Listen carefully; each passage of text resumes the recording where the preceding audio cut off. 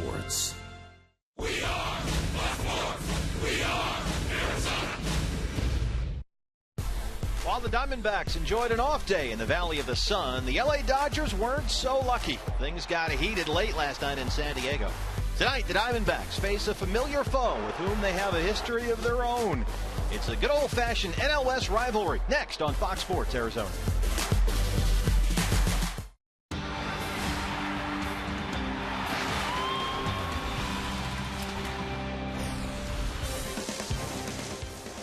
A big baseball weekend here in the Valley of the Sun. Dodger drama last night in San Diego where they beat the Padres but lost Zach Greinke to a broken collarbone in a benches empty brawl. Now the Diamondbacks get their first look at the Dodgers in this 2013 season. Arizona Diamondbacks baseball presented by APS, the official power partner of the Diamondbacks. Good evening from Chase Field. Welcome to the broadcast. Steve Berthume, Bob Brunley along the way. The Diamondbacks here getting their first look at the team many people are calling the West Coast Yankees. It's the LA Dodgers and their new $215 million payroll. And tonight, Bob, that means Clayton Kershaw, who has yet to give up a run all season long. He's yet to give up a run, and he's hit a home run, so he's way ahead of the game. But Clayton Kershaw really has evolved. He's always had great stuff. You talk to hitters around the National League, you talk to Diamondbacks hitters, they talk about his stuff. This is this big curveball that he throws to both righties and lefties. A lot of downward movement, considerably off speed from his fastball. Also has what they call that back foot slider, equally effective against righties and lefties once again. And like most aces, he's got a really good fastball that he can spot in any part of the strike zone. He improved his peripheral things, though, for me. He's a better hitter. He's a better bunter. He improved his move to home plate to cut down on the stolen bases. He's done everything he had to do to become a true ace. And many people think with the cost of starting pitching rising here long term, he could become a $200 million pitcher. But the funny thing is here, Bob, he's only 2 games over 500 for his career against the D-backs. Well, that's a good news. You know, Clayton Kershaw being a lefty, the Diamondbacks have traditionally had a right-handed heavy lineup. Maybe that's the reason. But against Kershaw, you don't try to figure it out. You just go out there and play the ball games. But they've done well against him. Hopefully that'll continue here tonight. And you see the numbers here. Last 12 games, the Diamondbacks have won 10. Pretty impressive against one of the best in the game. There is a late change in the lineup tonight. Aaron Hill, who was hit on the hand the other night, was a late scratch. He has a left hand contusion, so no Aaron Hill tonight in the D-backs lineup. When we come back, we'll go downstairs and talk to Brad Steinke. He'll talk about the staff needing to settle in here. It's Patrick Corbin and Clayton Kershaw, a battle of young lefties here in the NL West when Diamondbacks baseball continues on Fox Sports Arizona.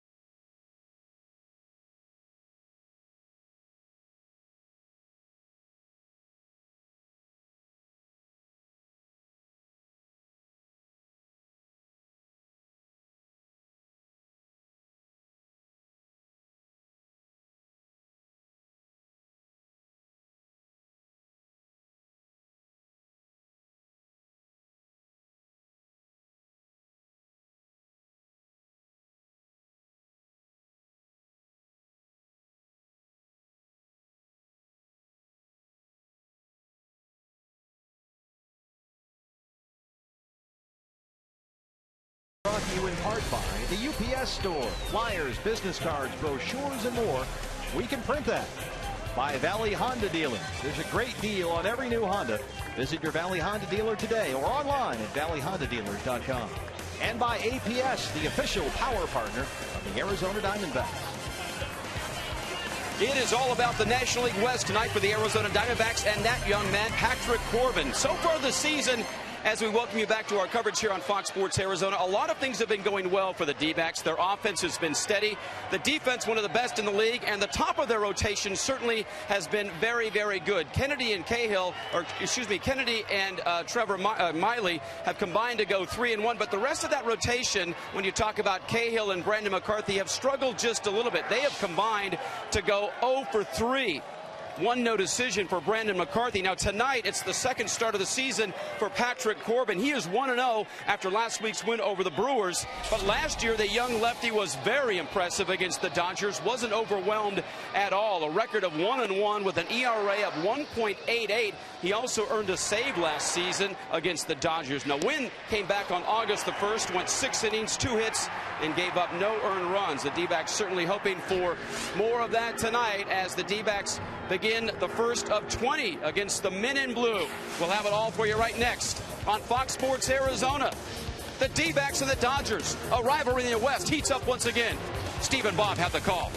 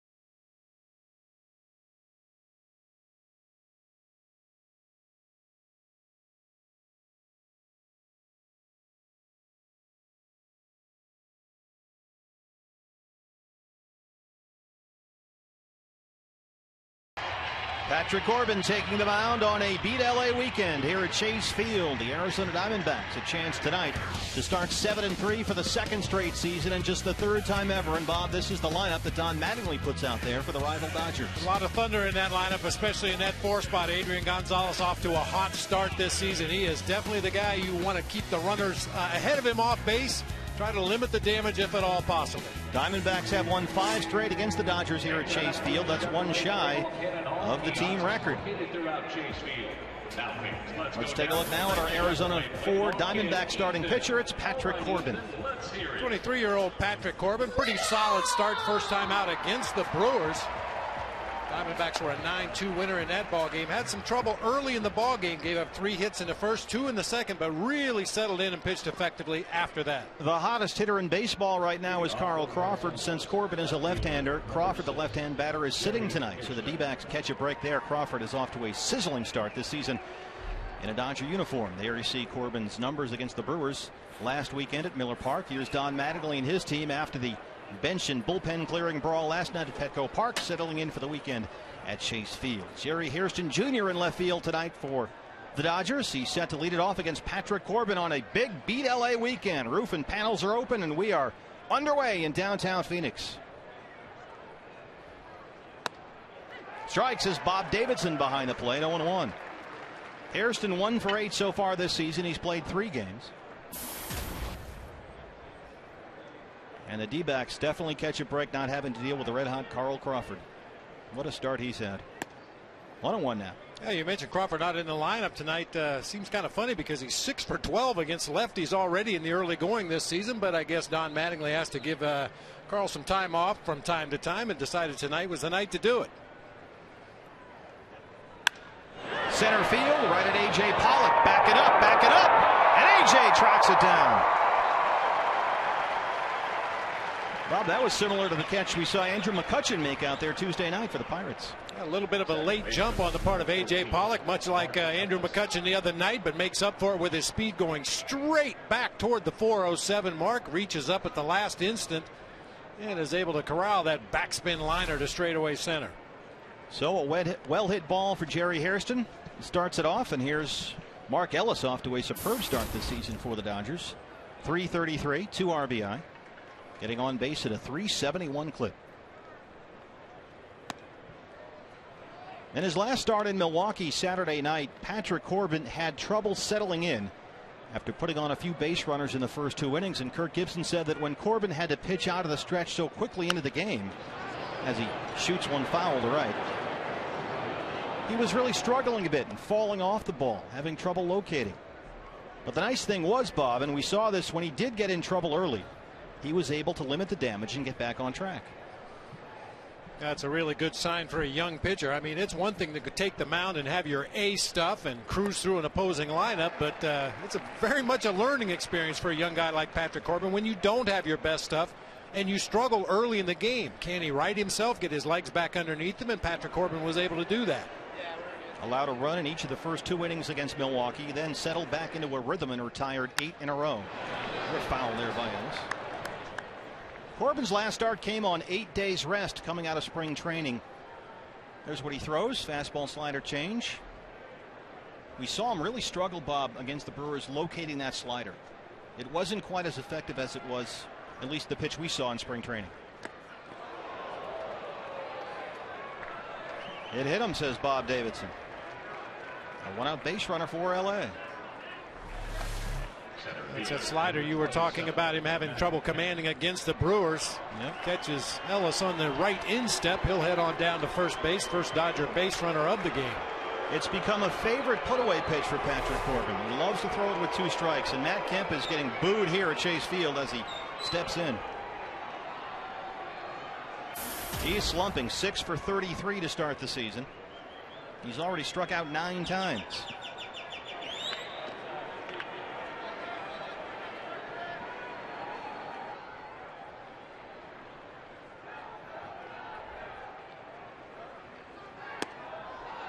One and 0. Boy, it has to be quite a change for Matt Kemp after the start he got off to last year. He was a National League Player of the Month, hit .417, 12 homers.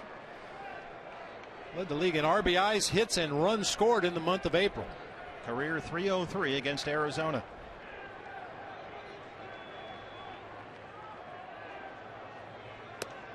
Two 2-0 now. Yeah, Kemp admitted earlier this week that he's a little frustrated right now, especially with Carl Crawford and Mark Ellis doing so well at the top of the lineup. Kemp says he's got to get in that mix of helping his team, whether it's moving runners over, driving them in, getting on base for Adrian Gonzalez. He said, I have to do a better job of that. 2-0 now. High in the air, center field. Pollock. 2 down. Ellis back to first. Defensive set tonight for the Arizona Diamondbacks. We mentioned Aaron Hill, a late scratch with that left hand contusion, so Josh Wilson is in there at second base.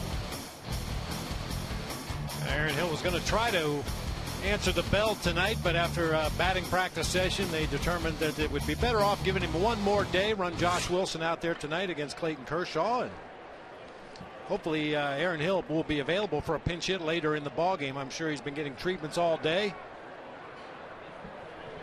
There's Aaron watching from the top step. And with a lefty Kershaw on the mound, Alfredo Marte is in the lineup and in left field. Here's Adrian Gonzalez. Strike 0-1.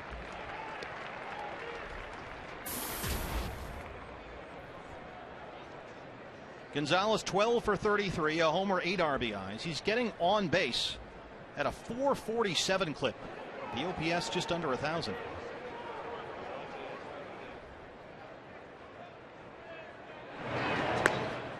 And this is one guy, it makes no difference. Righties, lefties. Adrian Gonzalez doesn't care. You have to throw it over the plate. Doesn't matter if it's a right-handed pitcher or a lefty. Last season he hit .322 against lefties, the highest mark of any left-handed hitter in the big leagues. .379 against left-handers during his partial season with the Dodgers last year. 0-1 now. Inside. Gonzalez says his success against left-hand pitching comes from allowing him to simplify things. He said he tends to get greedy against righties and he's always trying to drive the ball too much, pulls off the ball. He says with lefties, he usually just takes what they give him, and the base hits come a lot easier. There are the career splits.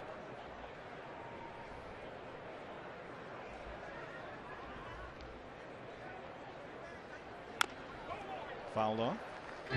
Matt Kemp says he's noticed that when Gonzalez faces left-hand pitchers, he stays closed. He stays up the middle of the field. And Kemp says the whole team is learning by watching that approach because, as Kemp put it, when you hit lefties well, that's what's happening. Stay closed, just hit the ball straight up the middle.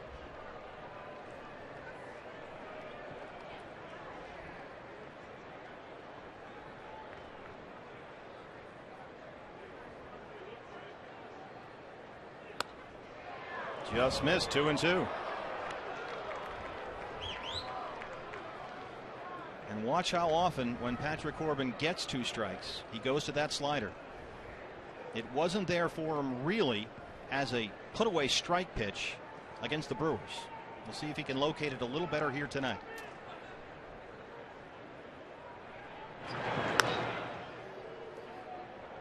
Yeah, really, for most pitchers, that slider is a pitch you just want to give the illusion of a strike. When the ball comes out of your hand, you want the hitter to recognize it as a pitch that's in the strike zone. Go ahead and start the bat, take your swing, and then the late break on the pitch takes it out of the zone.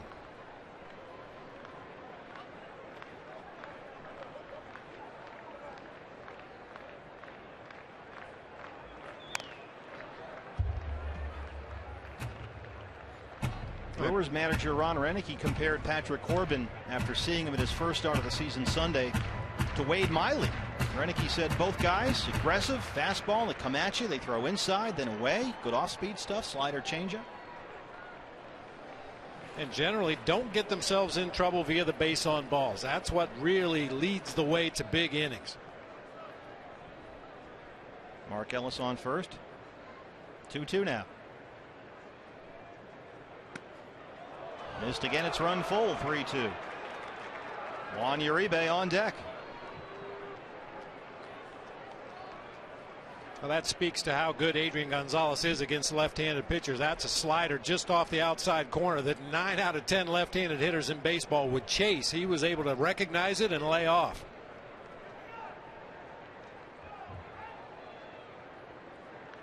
Ellis takes off. In there for a strike. Struck him out looking. A good first inning here for Patrick Corbin. The Dodgers get a base runner. They leave one. Our first look at the Diamondbacks offense against the Dodgers here in 2013 when we come back on Fox Sports Arizona.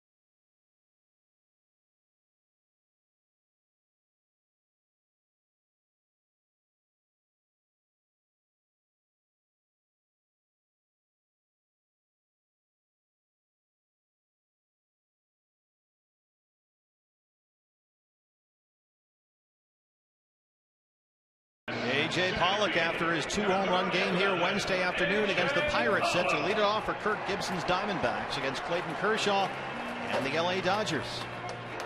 Here's the lineup tonight, Bob, for the Arizona Diamondbacks. Yeah, we mentioned the late scratch by Aaron Hill, which changed the batting order somewhat. Gerardo Parra moves up to the 2 spot. Martin Prado in the 3-hole, and Josh Wilson taking over for Aaron Hill will bat 7th tonight.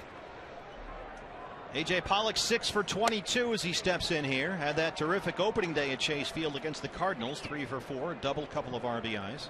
Had an even better day on Wednesday. Spectacular running catch in center field in the first inning, then went double homer. Chops it to right field. Gonzalez giving chase in foul ground, 1 away. Clayton Kershaw, Bob, has yet to give up a run in 2013. This is his 3rd start. Well, it was said a long time ago about Bob Gibson. He's so lucky. Every time he pitches, the other team doesn't hit. That's the same thing could be said for Clayton Kershaw. Off to a tremendous start this year. Only 6 hits allowed in 16 innings of work. You see his numbers from last season. Stepping in now for the Diamondbacks, Gerardo Parra. Parra was lower in the order when Aaron Hill was in the lineup, but when Aaron had to be scratched, Gerardo moved back up near the top, batting 2nd tonight. And boy, is he hot. 14 for 41. A homer and 2 RBI. And there is something of a history between these two.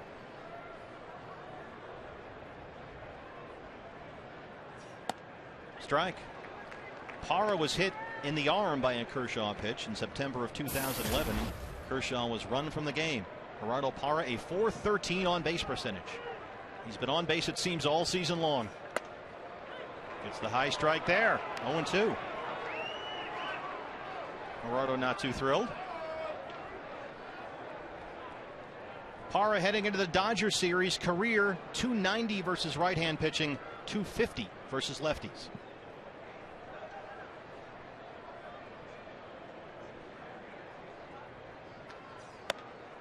Struck him out.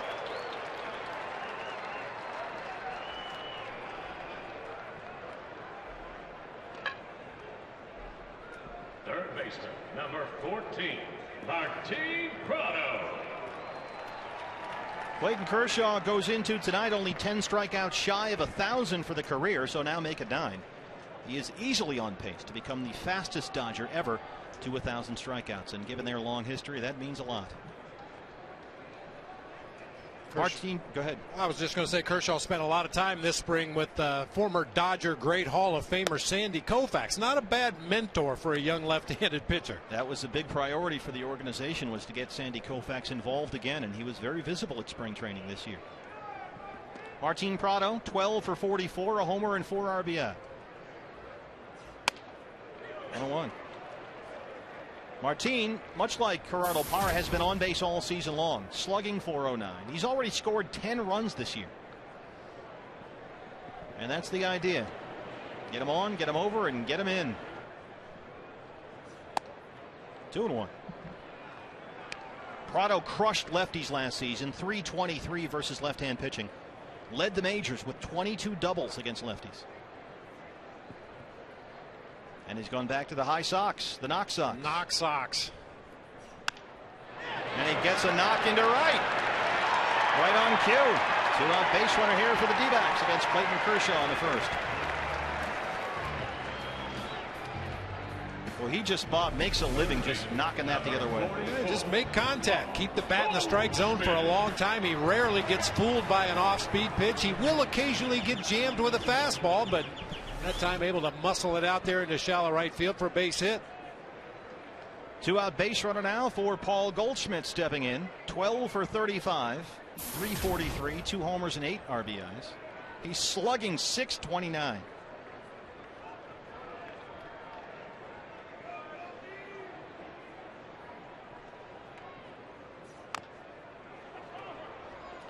A reminder, every time a Diamondbacks player hits a home run this season, Fulton Homes will donate $150 to the Central Arizona Mountain Rescue Association.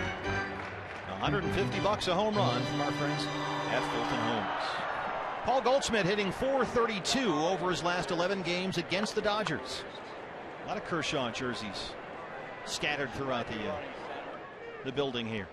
0-1 now.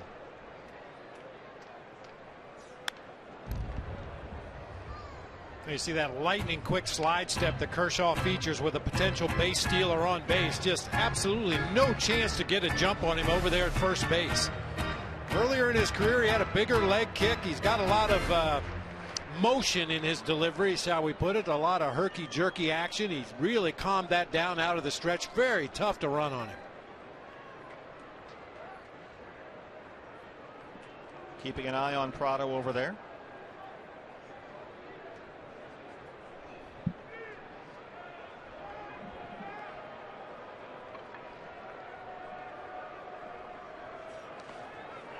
In the dirt. He almost yawns there. It seems he's bored. He's so good he's bored out there. Didn't it kind of look like, I guess I'll just throw a pitch. I call it a slide step. He more just kind of falls toward home plate. It's about as quick a delivery as you'll see from a left-handed pitcher in the National League.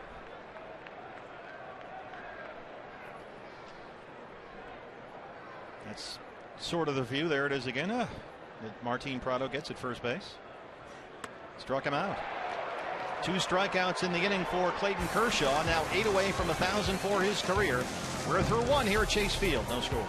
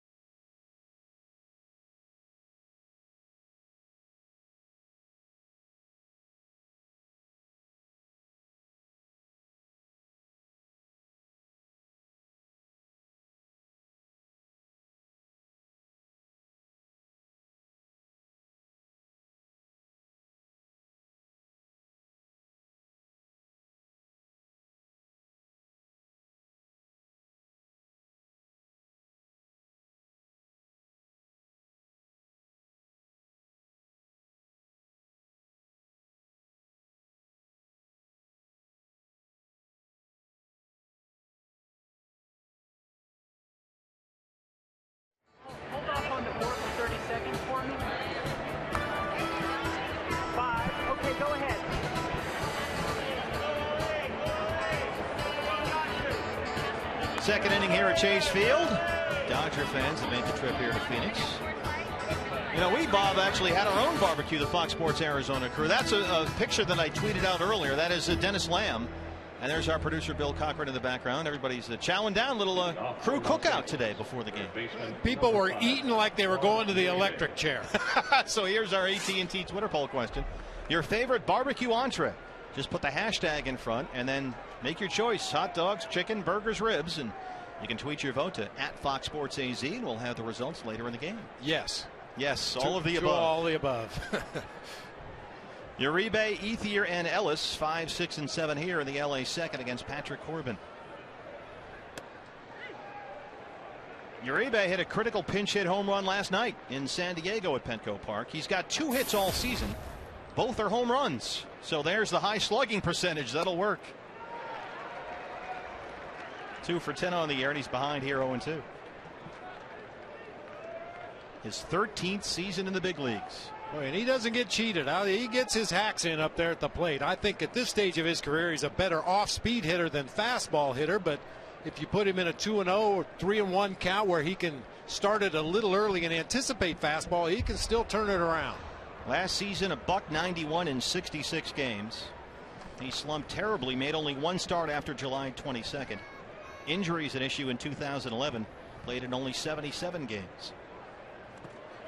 Chases one in the dirt. Miguel Montero throws him out. Second consecutive strikeout for Patrick Corbin.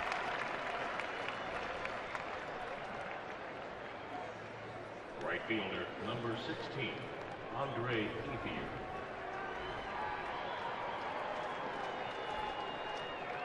Here's Andre Ethier, 9 for 29, a homer and 2 RBI. Getting on base at a .394 clip. The OPS is up there. Ethier begins this season as the longest tenured Dodger. This is his 8th year in LA. 0-1.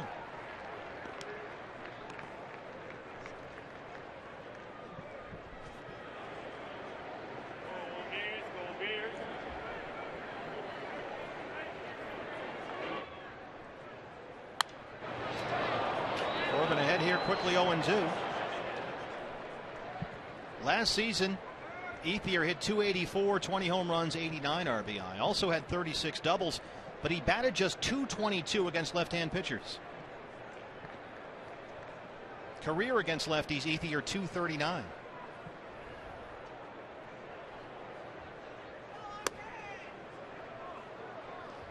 A local product that got away, attended Arizona State University.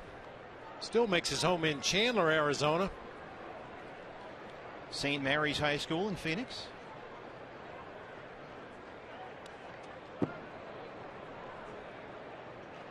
Patrick, Bobby, looks a lot like he did in Milwaukee. He's getting ahead in the count almost immediately. And then when he wants to go to the other stuff, that's when the command gets away just a bit here. Well, and hopefully, much like his start in Milwaukee, he'll find it quickly. Really struggled in the first 2 innings, commanding his off-speed pitches, but was able to find it from the 3rd inning on. Got him. 3 straight strikeouts now for Patrick Corbin.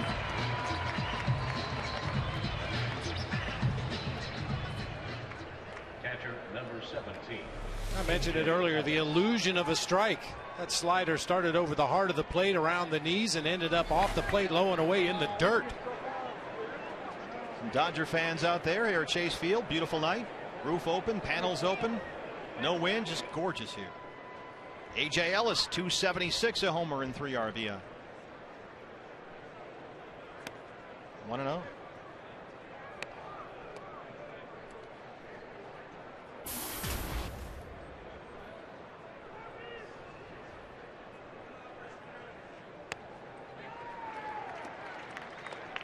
Last season, Ellis hit .270 in 133 games, 13 homers and 52 RBIs.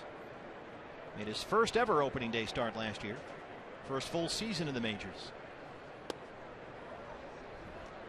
Corbin misses there. It's 2-1. Last year he put up a .373 on base percentage. That was the 11th best in the National League. He's a very patient hitter, takes a lot of walks.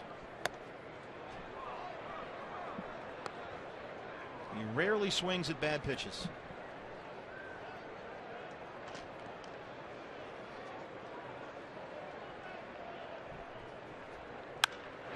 Drives it to right. Parra backing up, backing up. It gets down for a base hit. Ellis goes to second. Stand up double. Gerardo just missed that one.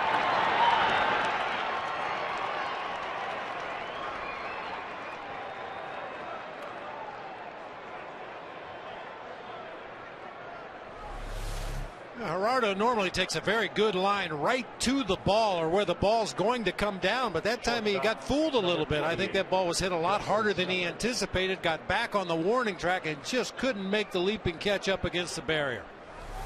They rule it a double, so a 2-out base runner here for the Dodgers, and up steps the shortstop, Justin Sellers.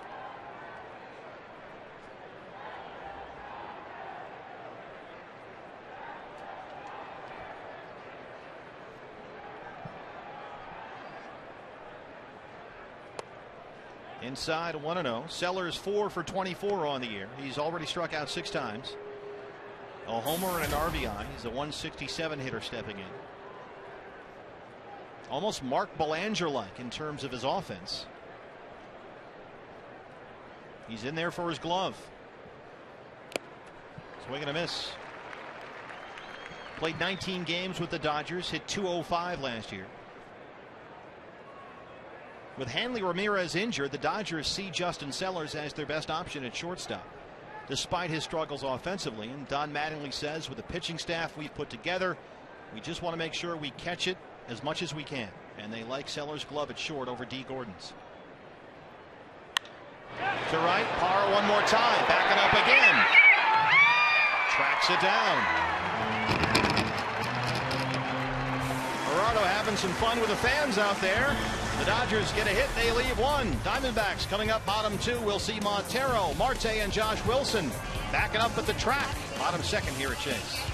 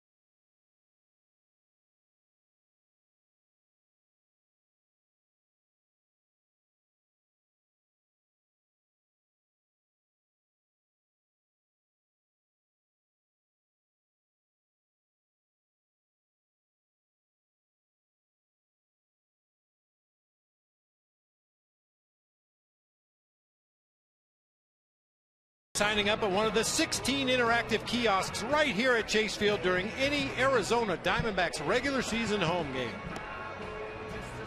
A lot going on here at the ballpark with the Dodgers in town. Ooh. Good spread at the ABC Club tonight. Very nice. That's living large right there. Here we are. There's the ABC Club here at Chase Field, right under the pitching stats in right center. Over the bullpen. Montero, Marte, and Wilson, 5, 6, and 7 here under a beautiful Arizona spring night. Miguel Montero, 9 for 30 on the year. That's 300. A homer and 7 RBI. Miggy getting on base at a 385 clip, slugging 433. Steps in against Clayton Kershaw. 0-1. Montero has an 11-game hit streak against these Dodgers.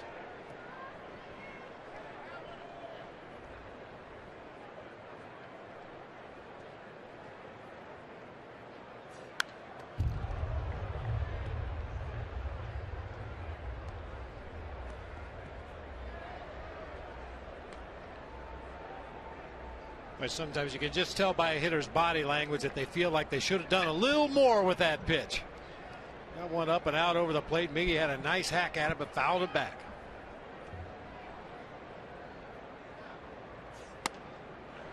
Struck him out. 3rd strikeout of the game for Clayton Kershaw. 2 in a row. Left field, number 17, Alfredo Marte. So here's Alfredo Marte. Stepping in at 308, no homers and 2 RBI. He has hit safely in 3 straight games, 4 for his last 8, after starting 1 for 9 to begin his major league career. Shoots it down the line, foul. Kirk Gibson says the difference he's seen for Alfredo Marte has been to understand that in the big leagues, being ahead in the count doesn't necessarily mean you're going to see a fastball. And Marte, Bob, is beginning to make that adjustment. We are always ready to hit a fastball in those favorable counts, but as you said, no guarantee a big league pitcher is just going to feed you a fastball when you're ahead in the count. Once again, Kershaw gets ahead 0-2.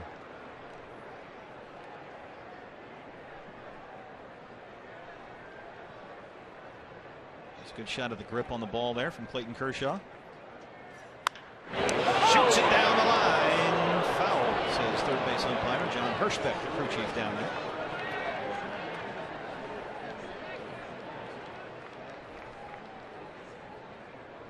Marte career high 20 home runs at Double-A last year. He said that had a lot to do with working with former D-backs great Jay Bell, who was the hitting coach at Mobile last season. Now the hitting coach for the Pittsburgh Pirates. Upstairs, 1-2.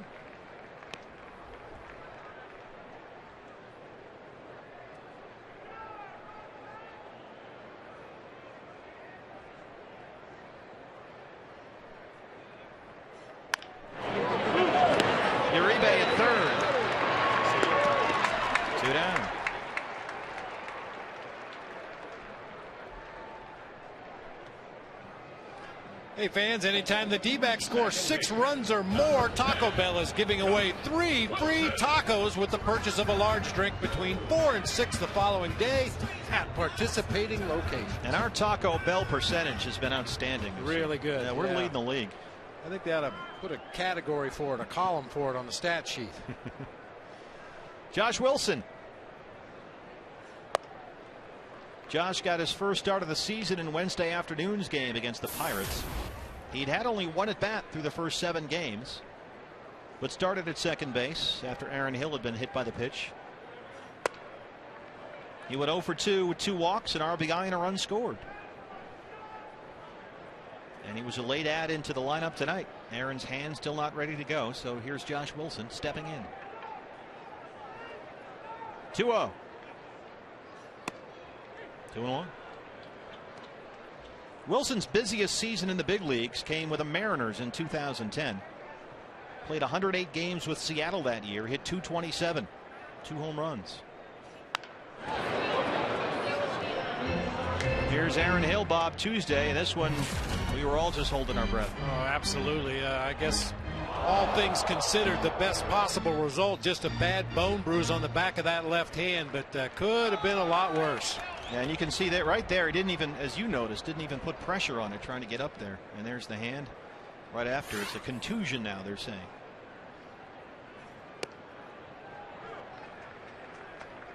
Full count to Wilson now. Cliff Pennington is on deck.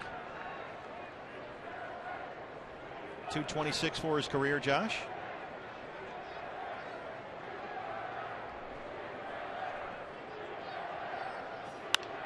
Tries it to right. Ethier. 3 up, 3 down for Clayton Kershaw in the second. We'll go top 3 here at Chase. No score.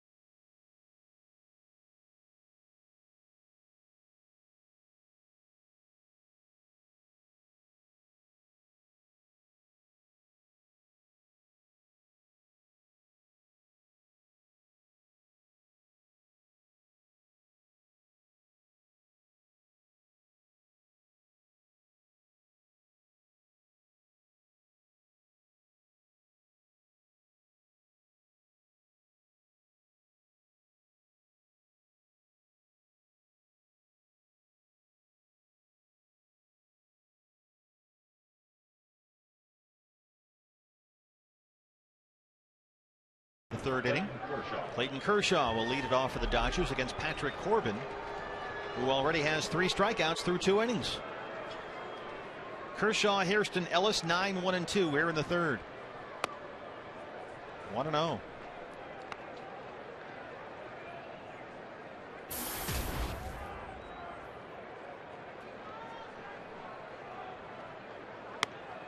There's a strike, and as we just saw, Bob, you got to watch out for Clayton Kershaw, who had a home run on opening day in a scoreless game at that point. Well, looking up and down this Dodgers lineup, I'll take my chances with Kershaw. I mentioned it before. He's really improved all the peripheral areas of his game. He's always had great stuff on the mound. That goes without saying. Speeded up his delivery, worked on his bunting, worked on his hitting. Left field, here comes Alfredo Marte on the run. One away. This was last night at Petco Park, San Diego. The Dodgers, Zach Greinke, and the Padres, Carlos Quentin. And here we go. This was the third time that Quentin had been hit by a Greinke pitch. Greinke suffered a broken left collarbone, and just a few moments ago, the suspension came down. Bobby got 8 games, Carlos Quentin. You know, and it wasn't all done there, as you see the suspensions that were handed out after the fight last night. But as the Dodgers made their way to the team bus, Matt Kemp confronted Carlos Quentin in the parking lot at Petco Park. Had to be separated by law enforcement officers. So there's some serious bad blood working between the very laid-back Padres and the very laid-back Dodgers. Well, Don Mattingly asked, you know, what should baseball do here? This was last night, and Mattingly said Quentin should not be allowed to play a game until Greinke's able to come back and pitch, which seems a little bit much. I don't think that's a precedent that Major League Baseball would want to set. But Mattingly said, and I'm quoting here, if he plays before Greinke pitches, something is wrong.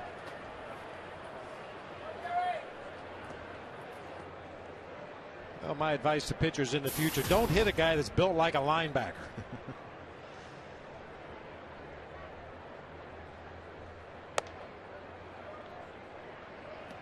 Corbin behind on Jerry Hairston, 3-0 now.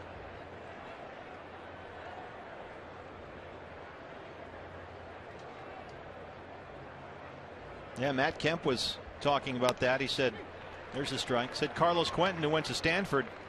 Kemp said, you know, I heard there's some smart people at Stanford, but that wasn't too smart.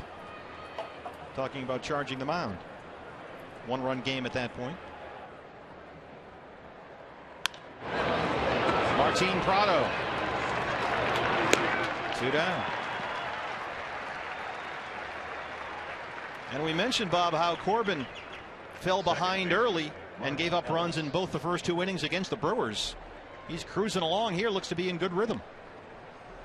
There's still a little bit of inconsistency with that slider, but it's been good enough to get the Dodgers to chase some of them in the dirt. Take others for called strikes, as Adrian Gonzalez did back in that first inning. Mark Ellis was hit by a pitch his last time up. 0-1. You got to watch out for Ellis. Hits lefties well. .321 against left-handers, including 6 of his 7 home runs last year. Swing and a miss.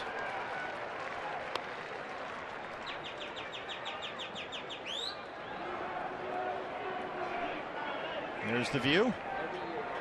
Great night to be out here. Great weekend. Big weekend. Come on out. D-backs, Dodgers. Absolutely perfect conditions here tonight. Base hit for Mark Ellis. Second hit of the game for Los Angeles.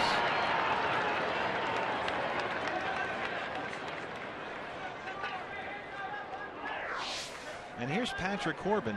As we can see, much like Trevor Cahill, once he gets going, he's generally okay, but you just got to get through those first couple of innings.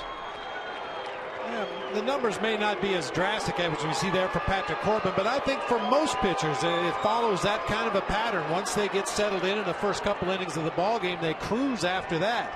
That's why so many times when you're facing the other team's ace or the guys at the top of the rotation, the scouting report says, get them early. Don't let them settle in.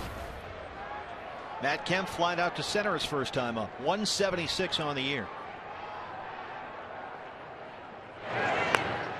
Kemp had a relatively poor spring. He started very slow. Eventually finished hitting .250 with a home run. But he had 15 strikeouts in 19 games. This regular season, he had hit into 3 double plays in the first 7 games. He was stranding base runners in droves. Kemp said, I just have to stop doing that. It kills innings. He was off to an 0 for 11 start with men in scoring position. And he said his season so far has been frustrating because he knows he's missing some pitches that he normally hits.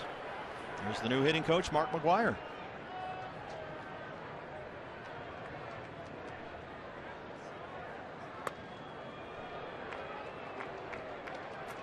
Kemp said the key for him is to think about hitting the ball to right center, not trying to pull the ball. He wants to let it get deep, trust his hands, and hit it to right center.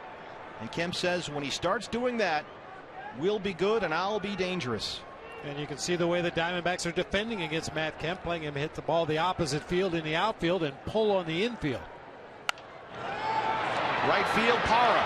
Got to cover some ground out there. Out of play.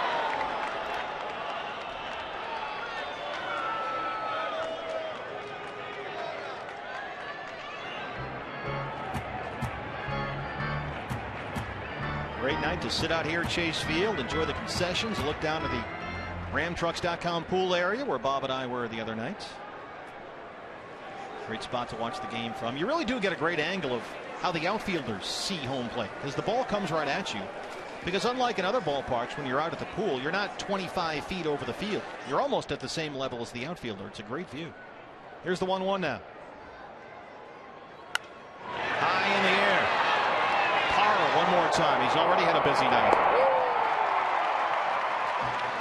Dodgers get another hit. They leave another runner. Patrick Corbin looking good so far. Will go bottom third. No score.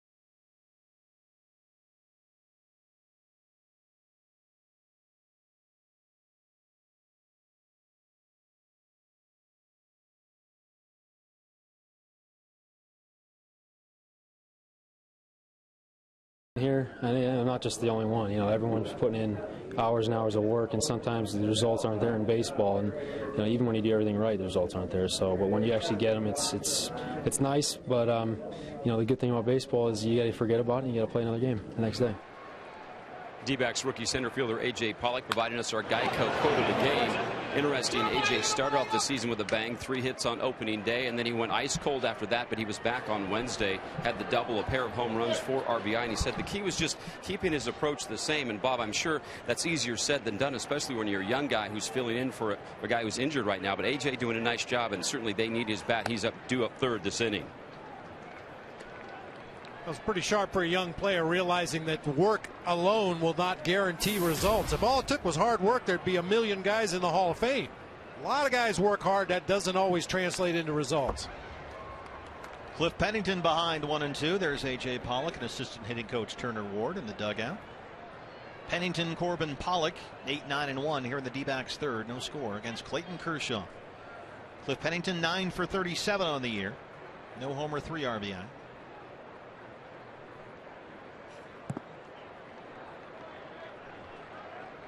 Cliff has hit safely in 6 of his last 7 games. He's 9 for his last 29, so that's a .310 clip. And he has been outstanding defensively at shortstop.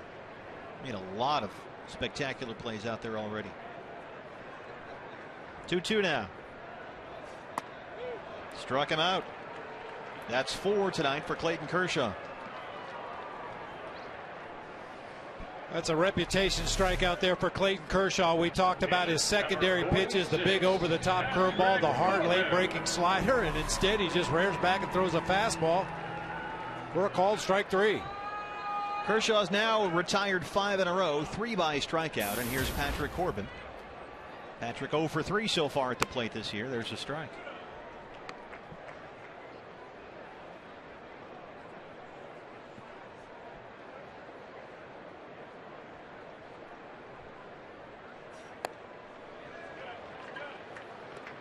As we mentioned at the top, Clayton Kershaw 2-0 in 2 starts, 16 innings pitched, and he has yet to allow a run this year. He's walked only 1, 16 strikeouts going into tonight. And now he's got 5 tonight. 6 in a row retired by Kershaw. Center field. He's only 5 away now from 1,000 for his career.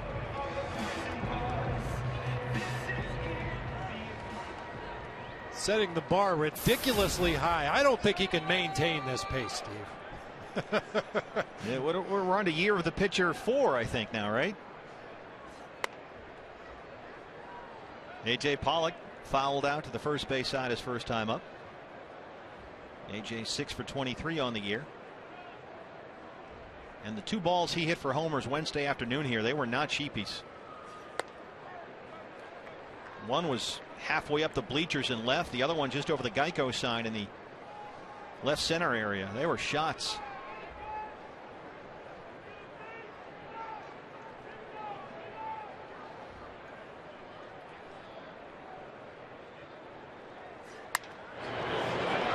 Shortstop Sellers. Clayton Kershaw is now retired 7 straight. He's got 5 strikeouts. No score through 3.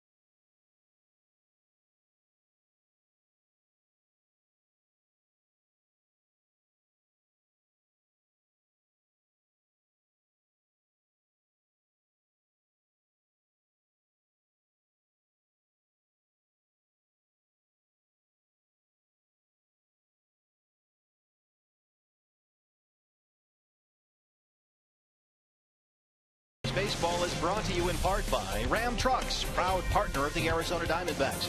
By Scottsdale Healthcare. Get back in the game with Scottsdale Healthcare Orthopedic Services. And by Gila River, proud partner of the Arizona Diamondbacks. Pitching duel so far, Patrick Corbin and Clayton Kershaw, scoreless through 3. Adrian Gonzalez, Juan Uribe, and Andre Ethier here in the Dodger 4th inning. Corbin gets ahead 0-1. Gonzalez struck out looking his first time up. And this is right where you want Adrian Gonzalez. We talked about it in the lineup section of the show tonight. Limit the damage in front of him, and can't do any better than have him lead off an inning. Gonzalez spent the offseason working out with former boxer Chris Bird, who was an Olympic silver medalist.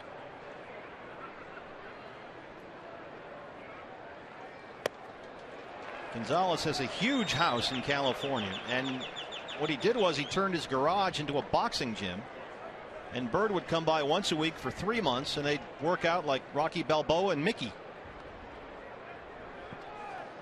They should have invited Zach Greinke over, obviously. There you go. See, nice work. Chopper to second base, Josh Wilson. Gonzalez 0 for 2, one away here in the fourth. Tomorrow, the D-backs are in Operation Beat LA again as they take on the Dodgers in Game 2. Our coverage begins tomorrow at 4:30, beginning with the Diamondbacks live pregame presented by Nissan right here on Fox Sports Arizona. So we'll check you at 4:30 tomorrow. We'll see Ian Kennedy. Here's Juan Uribe, struck out his last time up. Uribe in the final season of a 3-year, $21 million deal. He's owed $7 million this year, plus an extra $1 million that's deferred into next season. And it's a contract the Dodgers gave him after that big year with the 2010 Giants when they won the World Series, and he was so good down the stretch, drove in 9 runs during the playoffs. He'd had a career high 24 homers that year, 85 RBIs. But since then, in his 2 seasons in LA, he's totaled 6 homers and 45 runs batted in. It's just been a complete washout. There's GM Ned Colletti. He's got a few more shekels to spend in the offseason than he's had in recent years. And Don Mattingly says despite the offensive void in LA, Uribe's really been a good teammate. Another reason they want to keep him around. He's never been a disruption, helpful with guys like Hanley Ramirez and Luis Cruz who are learning positions. He's been a very good teammate. And as we said, he contributed yesterday with a pinch hit home run late in the game in San Diego. He's got 2 hits this year, both homers. Walks Uribe there with 1 out. You know, Steve, we talk a lot about the back foot slider, a lefty to a right-handed hitter. The very first pitch of this sequence, watch his right foot at the plate. Strides into the ball, realizes that one's headed for my back foot. He gets the right foot out of the way. Ideally, the right-handed hitter swings at that pitch, and I've actually seen hitters swing at the pitch and get hit in the back foot. And when Patrick Corbin is at his best, he's burying that pitch down there for strikes and often strikeouts. He loves it as a put-away pitch. Andre Ethier struck out his last time up. Now 9 for 30 on the year. 0-1. Chase Field is a landmark ballpark in Andre Ethier's career. He made his major league debut here May 2nd, 2006, and got his first big league hit that night. Double off of Luis Vizcaíno.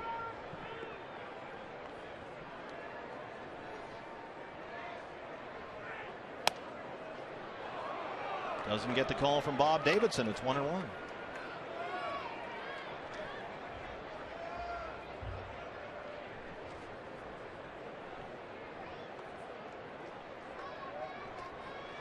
.167 for Ethier with the runners on base.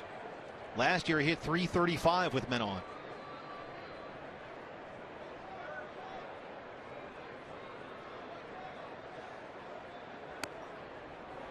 Two and one now. The Dodgers as a team coming into this series were hitting only .147 with runners in scoring position.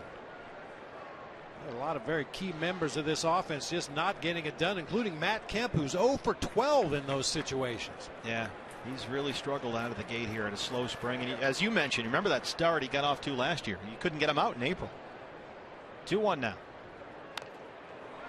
Yeah, I remember last April there was talk about Matt Kemp being a 50-50 guy. It was coming from him. Yeah. He said, I want to get 50-50. And then he had hamstring issues. And then a serious shoulder injury that had to be operated on. And when they got in there, they found out there was a lot more wrong than they thought. And they think that's really what's responsible for Matt Kemp's slow start. I think the same thing could be said for just about any major league player. You open up their throwing shoulder, you're going to find bottle caps and glass shards and all kinds of stuff in there. Struck him out. Fourth strikeout of the game for Patrick Corbin. 2 down. Like Patrick took just a little bit off that slider this time. Gets a little bit bigger sweep across the zone. Miggy holds it right there on the outside corner for a called strike 3. Brings up A.J. Ellis, who doubled his last time up on a ball that Gerardo Parra would probably like to have back. Gerardo got kind of turned around out there in right field.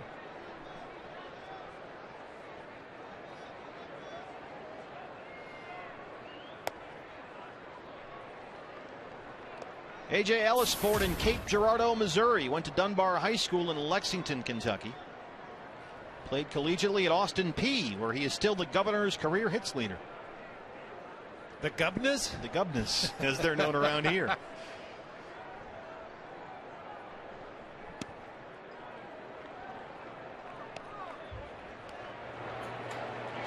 All you can eat menu. This is good. You know, you can just walk around. You can get snacks in between innings the whole game. Big crowd up there tonight. Hot dogs, whatever you need. All you can eat. Now that's where we should do a game from. Oh, I'm telling you. Or home away from home. That'd be great. Because I noticed, as you mentioned once or twice over the course of the pool show, there was no food at the pool. Yeah, hard to believe. You know, you have a big shindig like that. But in the all-you-can-eat section, there's tons of it. Just be careful with your condiments, that's all. I'm not a ketchup on a hot dog guy myself. That's a mustard and onion situation for me. You probably put everything on there. Very unbalanced condiments there. Unbalanced condiments. One bite with all ketchup, one bite with all mustard. That's not good. Ellis ahead here 3-1. 13 home runs last season, the most he'd ever hit at any professional level. Although 11 of those 13 homers came against right-hand pitching.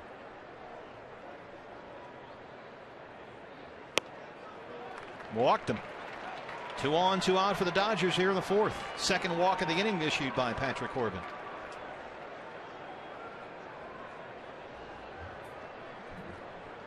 And this is where having Miguel Montero for a rookie pitcher really, really pays off. I should say, very young pitcher. Patrick had 107 big league innings last year.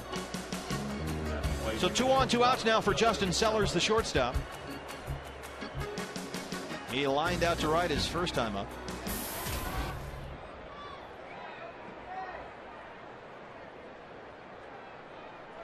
Justin Sellers says he knows what's expected of him here while he fills in for the injured Hanley Ramirez.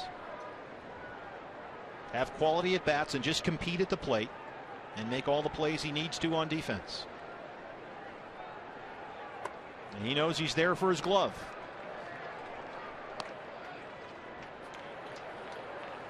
By the way, this week Hanley Ramirez there has declared himself a couple of weeks ahead of schedule in his recovery from that broken thumb he suffered in the World Baseball Classic.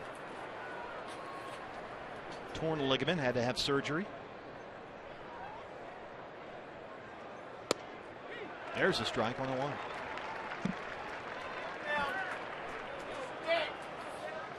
There is the idea that when Hanley does come back, he'll go to third base, and maybe Luis Cruz, who's not in the lineup today, goes to short full time. That's still floating around out there.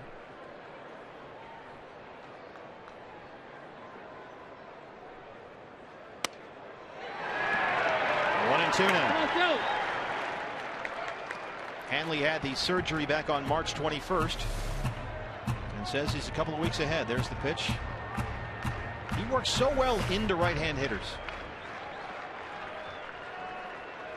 And we see if he goes to that put-away slider right here.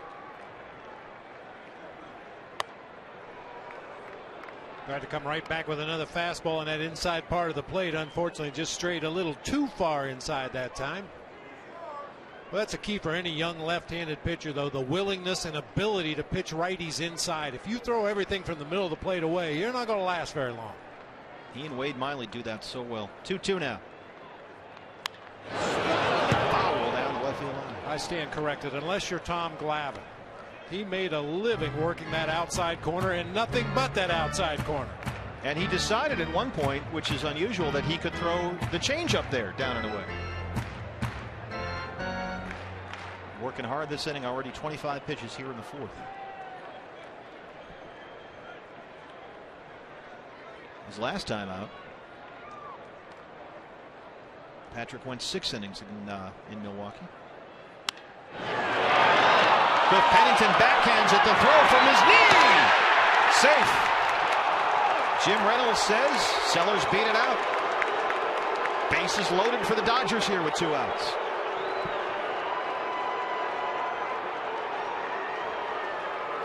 A great effort on both ends. An outstanding defensive play by Cliff Pennington just to keep that ball on the infield. Knocks it down. He looks at third. He took a quick peek at second. Ends up throwing from his knees all the way across the diamond. Paul Goldschmidt tried to really get out there and stretch off of the bag to get the benefit of the call. Ooh, that is very close, about as close as you can possibly imagine. Yeah, I think he beat it out. Remember, there is no such thing as tie goes to the runner. He's either out or safe. I think he's getting, wow, it's tough. That's as close as he can get. He's got a heel on the bag there, it looks like, as the ball's going into Goldie's glove. Now, Sellers probably could have made it a lot easier call for the first base umpire Jim Reynolds had he hit that bag with his toe rather than his heel. So bases loaded, 2 outs now, and Clayton Kershaw's up. He flied out to left his first time up. Remember, he does have a home run this year. 1-0. Juan Uribe is on third. A.J. Ellis, the catcher, on second, and Justin Sellers is on first.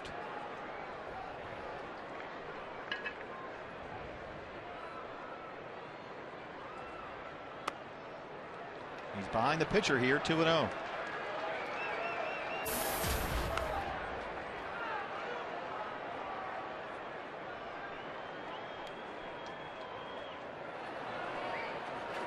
Charles Nagy and Alan Trammell.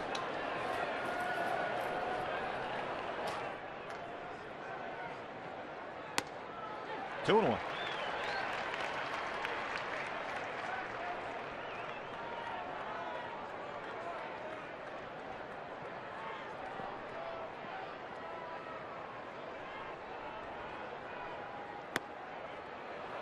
Three and 1 now.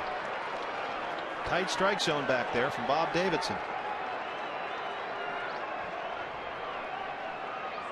Jerry Hairston is on deck. I'd be surprised if Kershaw gets the green light here, 3-1. Even if Patrick Corbin throws a strike, the runners will be in motion on 3-2. He does take a fastball right down the middle.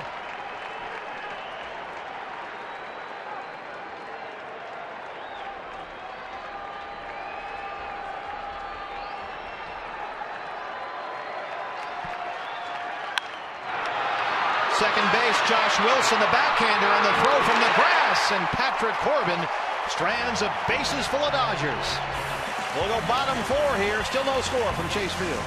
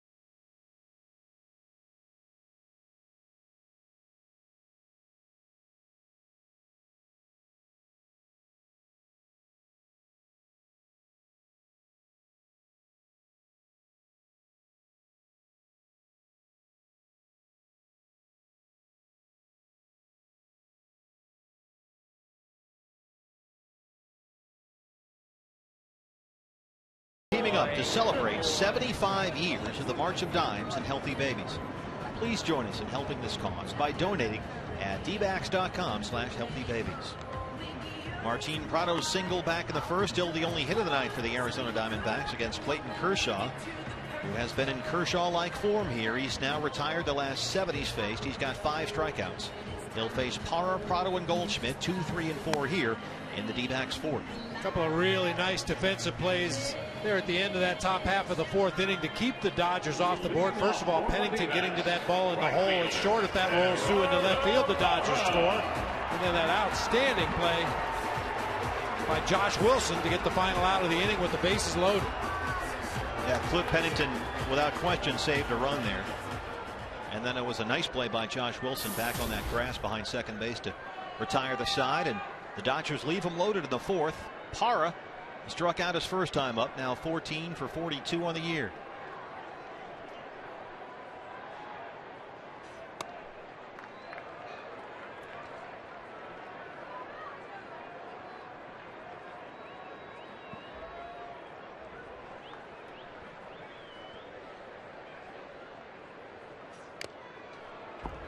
One and one now. Clayton Kershaw in the final season of a 2-year, $19 million extension he signed prior to the 2012 season. He's got 1 more year of arbitration next year, and as of now is scheduled to hit the free agent market for the 2015 season. Parra drives a base hit to right. Leadoff man on here for the D-backs in the 4th, their second hit of the ball game.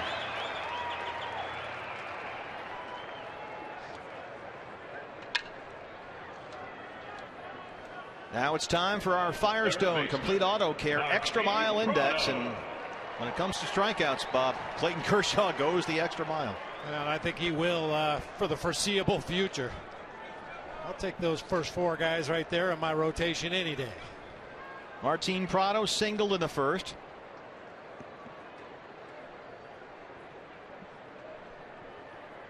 Gerardo Parra on base again. Gee, what a surprise. Inside 1-0. Still haven't figured out the high socks routine for Martin. At first it seemed like he would go with them only when we wore the Sedona red, but now he's got them with the white uniforms on, so we have to get to the bottom of this. He likes to keep us guessing. Keep all the fashionistas updated. 1-1 now. Mentioned Kershaw's contract. He is expected to become a $200 million man here soon. The financial bar for starting pitchers kept going up, up, and up and away in the offseason. Dodgers have Zach Greinke at $147 million. That was in December. Of course, now he's out for an undetermined amount of time with a broken collarbone. That drove Seattle's price for King Felix Hernandez up to $175 million. That got done in February. And then that drove Justin Verlander's price tag in Detroit up to $180 million. That was done March 29th. So by the time the Dodgers get around to Kershaw, that first number might start with a 2. Ooh.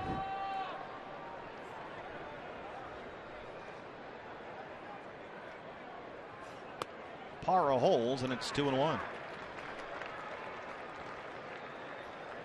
The high sock look is in.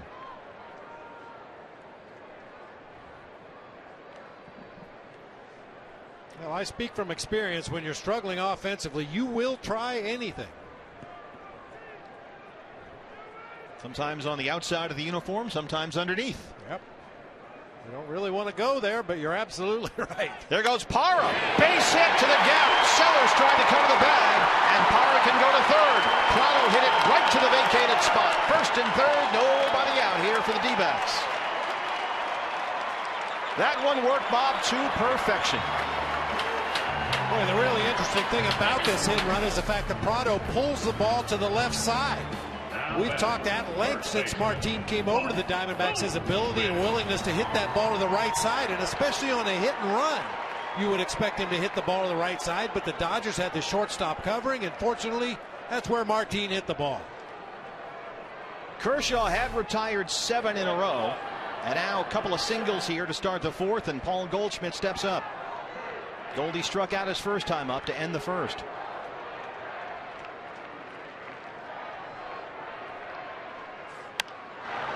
foul right side.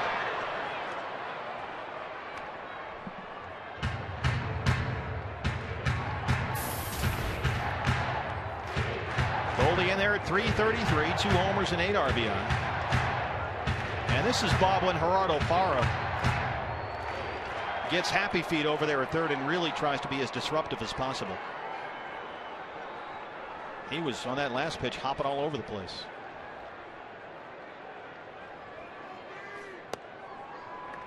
One and one. Diamondbacks have already hit 6 sacrifice flies this season, leading the National League. That would work right now. And that would really be a great thing for the D-backs to strike first here against Kershaw.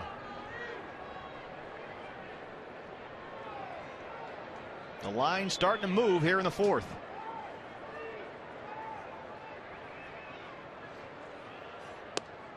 Two and one. A.J. Ellis wants to talk about it.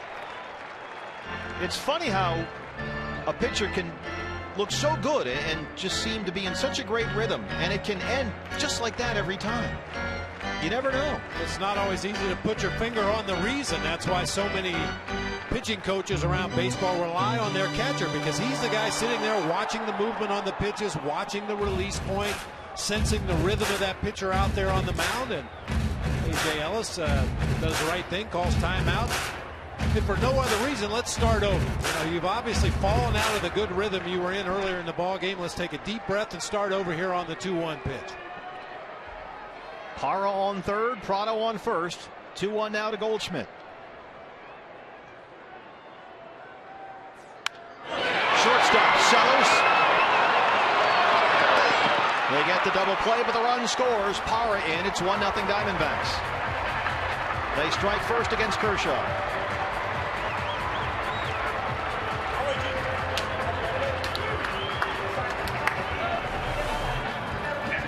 Goldie hits it hard, unfortunately, right at the shortstop, Justin Sellers. They turn it into an easy double play, but Gerardo Parra motors home with the first run of the game. And the first run given up by Clayton Kershaw all season long. He is human. He had thrown 16 scoreless innings to start the year. Miguel Montero, 0-1. Montero struck out his first time up to lead off the second. There's Gerardo Parra. And Martin Prado, back-to-back singles, deliver a run.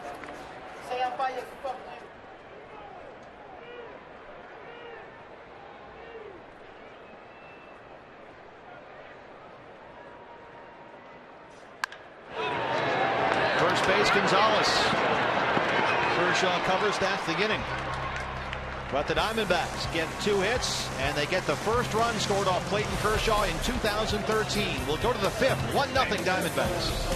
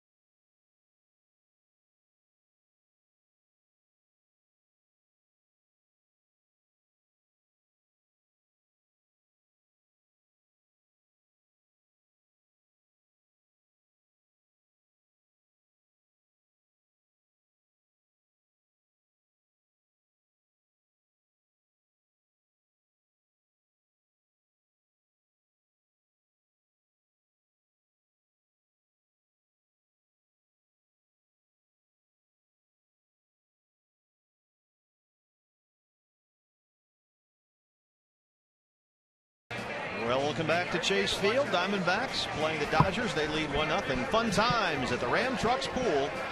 Great place to watch a game. Bob Brenly and I found that out this week, and we Did our broadcast from the RamTrucks.com pool area. It's a great view out there. And it really gives you a completely different perspective of the game. Obviously, you're watching from behind the outfielders, but if you enjoy good outfield play, I would highly recommend that you make a day to go out there to the RamTrucks.com pool. Fun to watch those outfielders cover ground. Oh, girls' night at TGI Fridays. We love that. See, the ladies come out here. You have a night. You bring the gals. Girls' night out at the ballpark. That's tremendous. Flowers on the table. It's lovely out there. It is lovely.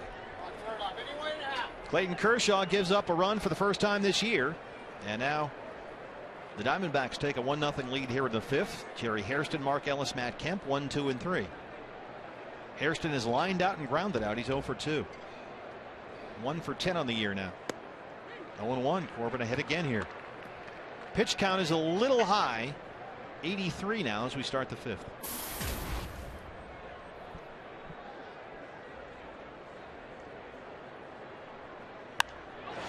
High in the air. Here comes Parra. Wilson wants it. Now Parra one away.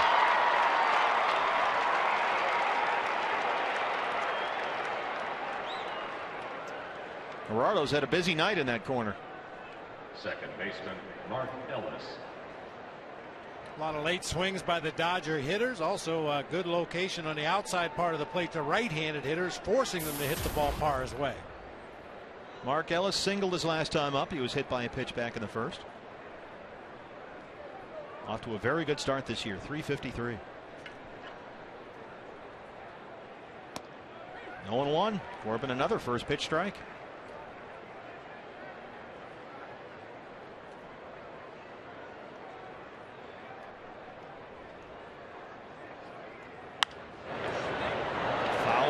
Field line. Corbin ahead here 0-2. Oh, a Dodger fan didn't catch the ball. Well, that's just a shame, sir. Nice. Bob, your thoughts on this play? Oh, that's just a clank right there. Ball hit him right in the leather. Come on. That's a ball. Lon selected down there in right field. Made sure the woman behind him got the ball. I mean, if you drop the ball with a glove, I'm sorry, you don't get to keep it. That's just the rules. No, that's the rule. Yeah. Not at this ballpark. Center field. Pollock started in, now backing up. 2 down. It seems like everything's carrying a little better than you anticipate when the ball leaves the bat. We saw Parra have problems back in that first inning with a couple of balls hit that direction. That ball carried a lot further than it looked like it was going to off the bat of Mark Ellis. Roof open, panels open. That's the history of this ballpark. It seems to jump under these conditions. Gorgeous night to be here. Just absolutely perfect. Matt Kemp has flied out twice. Matt Kemp off to a 6 for 35 start to the year. Another first pitch strike. He's been 0-1 the whole inning. Kemp 4 straight 20 homer seasons. First Dodger to do that since Eric Karros. Pollock on the run. Parra will take it over there in right center. An 8-pitch inning for Patrick Corbin. Boy, did he need that. An outstanding job. He's now retired 4 in a row. We'll go bottom 5. D-backs lead the Dodgers 1-0 on this Beat LA weekend.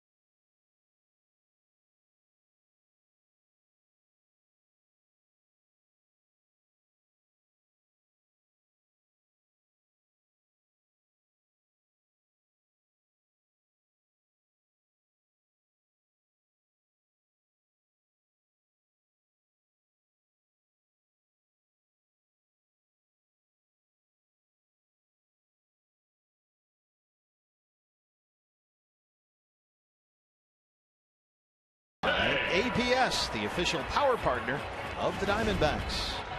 There's some power right there for you across the street here at Chase Field. Looks familiar? Took Gonzo all day to paint that. Marte, Wilson, and Pennington 6, 7, and 8 here in the D-backs fifth, leading 1-0 against Clayton Kershaw. There's Gonzo's number up there.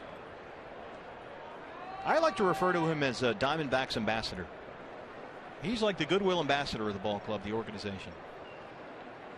He's always out there in the community. He's a tremendous guy, just spreading his D-back sunshine wherever he goes. I think he ought to be considered for commissioner of baseball when Bud Selig finally does hang him up. I mean, Gonzo doesn't have any enemies in the game. I'm sure he'd have some unusual ideas for this game moving forward. That's where things may go off the rails a bit. I see him more as a figurehead type.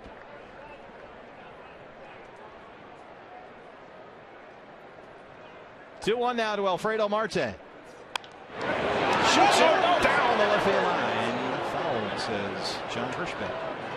Uh-oh. Looks like Harold Flieger made a booted one over there behind Uribe. Harold.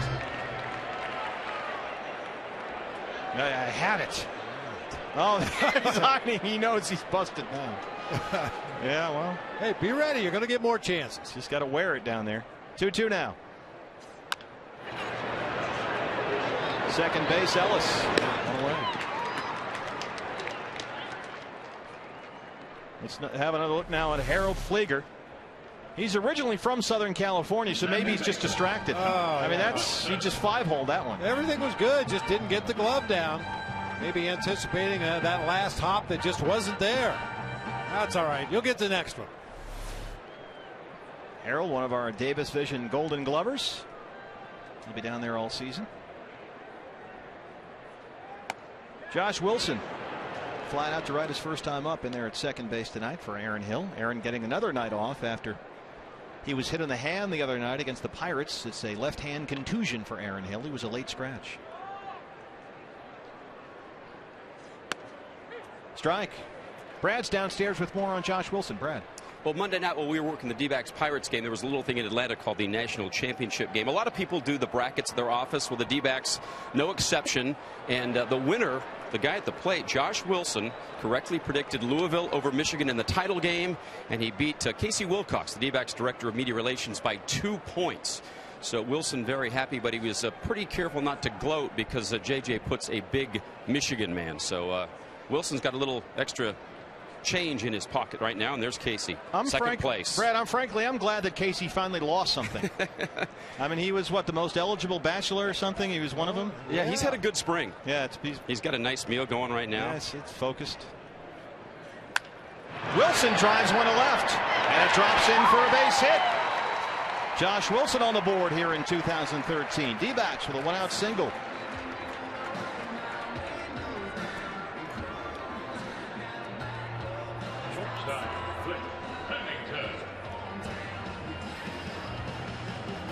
You know, Bob, we've talked a lot about Kershaw, but as we mentioned at the top, he's actually now lost his last 3 starts against the Diamondbacks. He's only 7-5 career against Arizona. And it's not often the teams are that successful against Clayton Kershaw.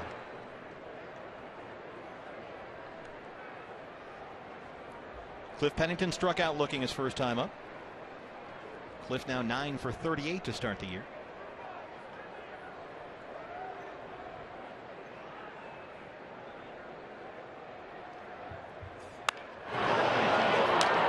Bob, you ever recall a guy putting his arm straight over his head like Kershaw does? I'm trying to think of a windup or a delivery that looked similar to that. I can't think of one. Nothing comes to mind. This, to me, is particularly unique to Clayton Kershaw. It'd be interesting to talk to him and find out how it evolved to what it is now. It's certainly not something you see from most pitchers at any level. Watch this, just straight up and then kind of holds it, almost like Hideo Nomo used to do.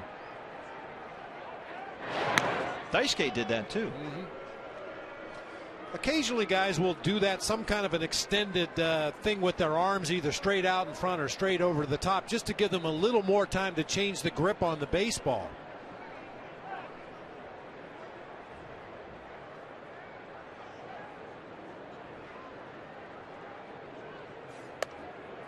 1-1 to Pennington.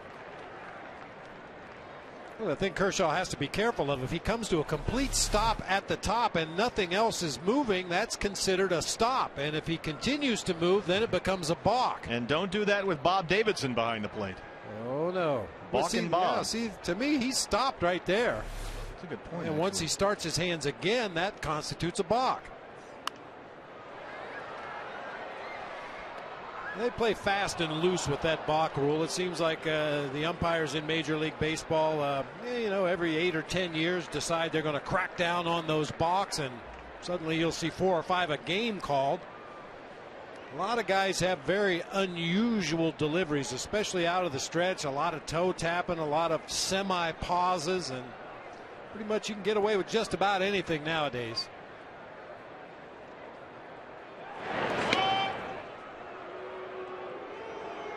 Well, Kershaw had 5 strikeouts through 2 2/3. Nice. Bobby Freeman, the Billy Preston of the National League West.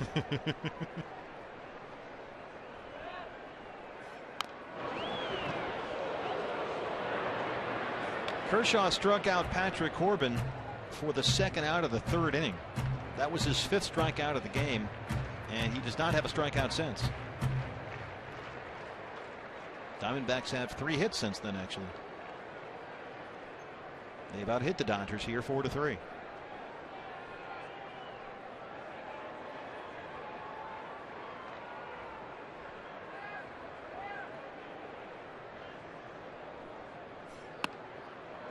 Two and 2. That's the first time we've seen Kershaw try to throw that slider to the outside corner to a right-handed hitter. Generally, he throws it over the middle of the plate, breaks it down and in. That time, the backdoor slider just off the outside corner.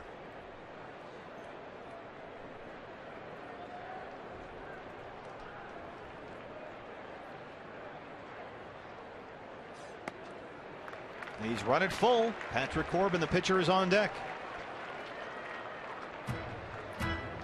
Clayton Kershaw, born in Dallas, went to Highland Park High School.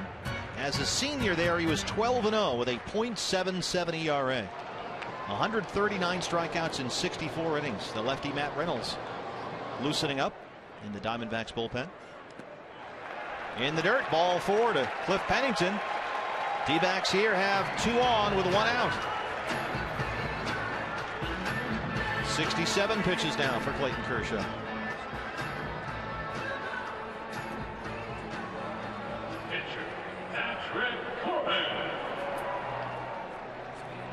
Bob, is this a surefire bunt situation with 1 out here in the pitcher up? I would think so, especially given the fact Patrick Corbin's a left-handed hitter. You got one of the toughest lefties in the game on the mound. I think this situation screams out for a sac bunt. We'll see how Gibby plays it. Patrick 0 for 4 at the plate so far this year. Uribe and Gonzalez you see in on the corners.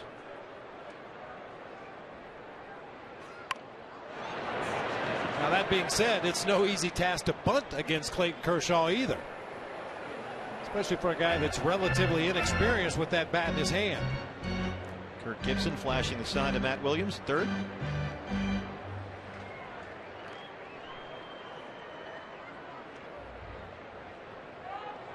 Uribe really well on the grass at 3rd base.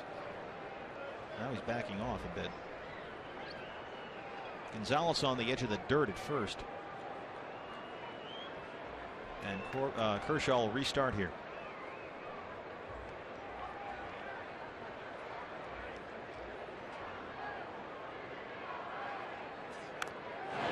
Can't get it down. 0-2. And we've seen this a lot, Bob. It's just not an automatic thing. Just go up there, bunt, move on. It's amazing sometimes how much of a struggle it really is. Well, and we know going back to spring training just up the road how hard the Diamondbacks pitchers worked on their bunting this spring. It's a big part of the game. But as I mentioned, it's more than just practice. You got to get out there and face some of the game's best pitchers in tough situations and get bunts down. Corner still in with 0-2. Corbin misses and he strikes out. 6th strikeout of the game for Clayton Kershaw. 2 down now.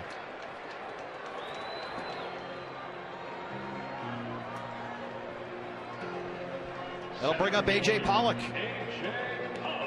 AJ has fouled out and grounded out. He's 0 for 2.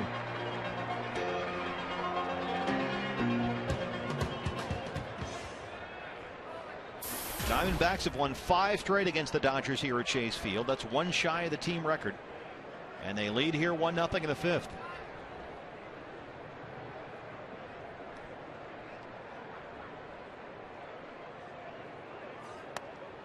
(0-1). Diamondbacks have had a tough time with left-hand pitching this season. Coming into the game, 304 against righties, 193 against lefties. But they lead here 1-0.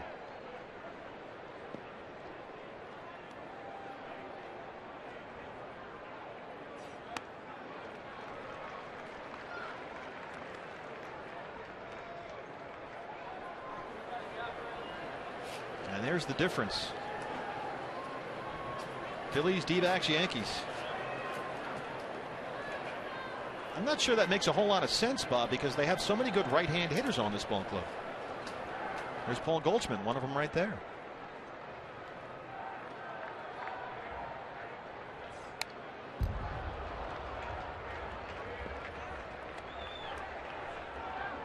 A.J. Pollock, 2 home runs here Wednesday afternoon against the Pirates. He became the first Diamondbacks rookie with a multi-homer game since Juan Miranda in May of 2011. This was Wednesday. And these are, as we said, Bob, not cheapies. Oh, not at all. That one about 10 or 12 rows up. That one to the deep part of left center field, just above the Geico sign. Both really touched off.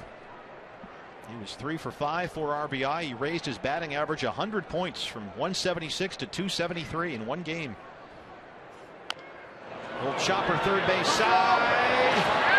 It's a fair ball. But Uribe steps on the bag, and there's the force that ends the inning. John Hirschbeck at third says that's the third out. Juan Uribe a little casual over there. Yep, he's got his foot on the bag. That's a smart veteran play. Wilson's forced. We're through 5. 1-0 D-backs.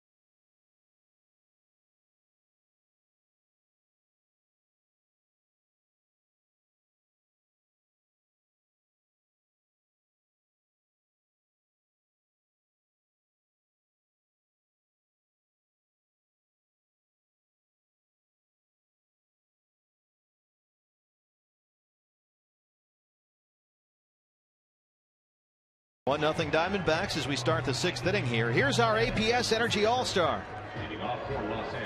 Went to a ball game and a science fair broke out. Let's put a squirrel on that thing or something. Like the Flintstones. Patrick Corbin matching Clayton Kershaw. Nearly pitch for pitch in this ball game tonight. Good matchup of lefties.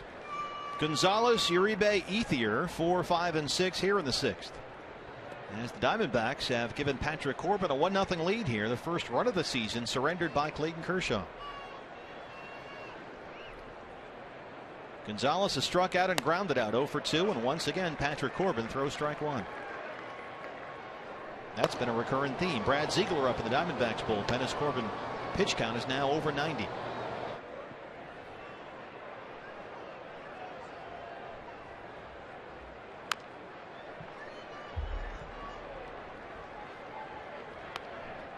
Last season Adrian Gonzalez hit .297, 3 homers in 36 games with the Dodgers.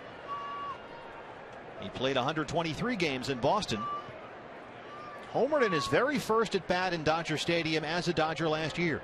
Just off the plane from Boston. And he laces one down the right field line. Foul.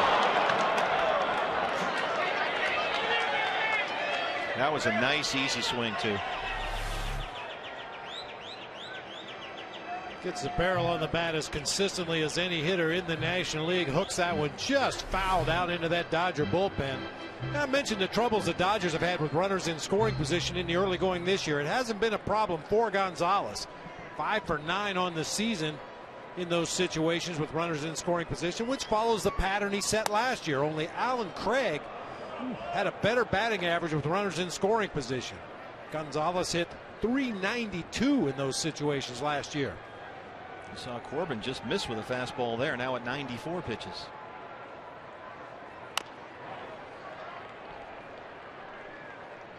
Adrian Gonzalez beginning the second year of the 7-year, $154 million contract extension he signed with the Red Sox.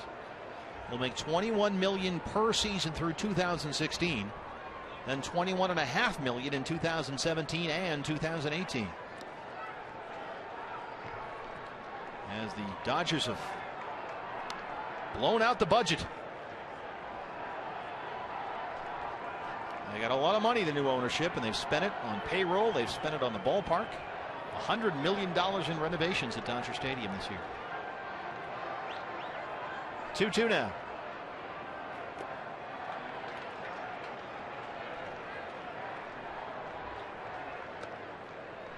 Mark Walter is the CEO. Stan Kasten is the president.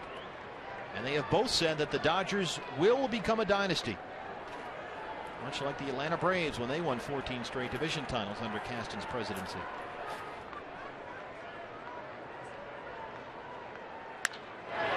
Center field, A.J. Pollock. Gonzalez is 0 for 3.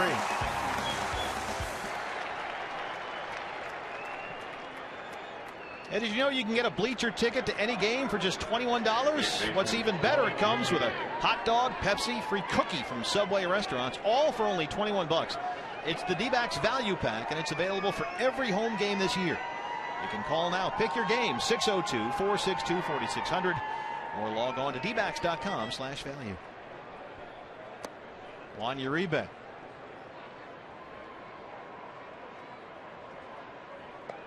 He has struck out and walked.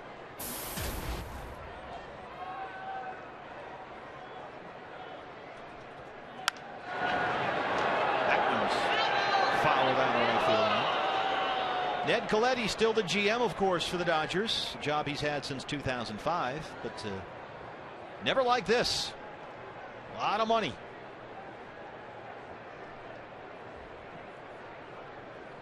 Pitch number 101 on the way from Patrick Corbin. There's the Dodgers GM.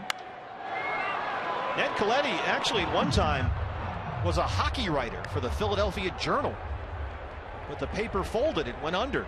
So Colletti wound up working in publications for the Cubs. He was making $14,000 a year. Dallas Green assigned him to work on some salary arbitration cases, and that's how he got his start. Now he's in charge of the second biggest payroll in the major leagues.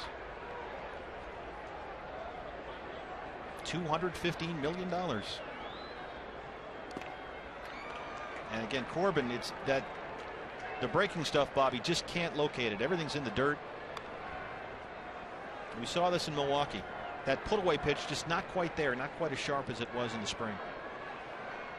Well, in his defense, if you're going to miss with that slider when the count's in your favor, you'd rather him bounce it in the dirt than hang it up there belt high. Oh, yeah. Pops straight up behind home plate. Got away with one right there. Uribe with a defensive swing in the full count. Got a slider up there. Fouled it back. Uribe 2 for 11 on the year. The 2 hits, home runs, one last night. 3-2 now.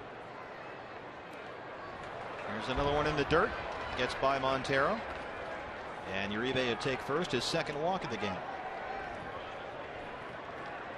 And it looks like the signal has gone in to have some conversations on the mound. Third walk of the game issued by Corbin.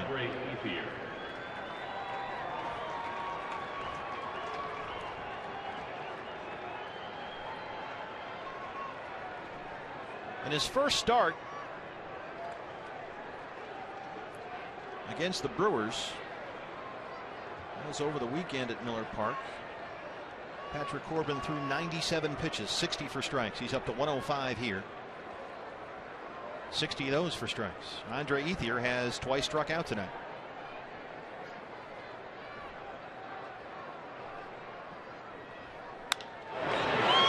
Wilson at second. Pennington. They roll it. Nice backhand scoop by Goldie. A double play behind Patrick Corbin. And once again, he strands a Dodger base runner. We're through 5.5 here at Chase Field. Wilson, Pennington, Goldschmidt, bottom 6 coming up. D-backs beating LA 1-0.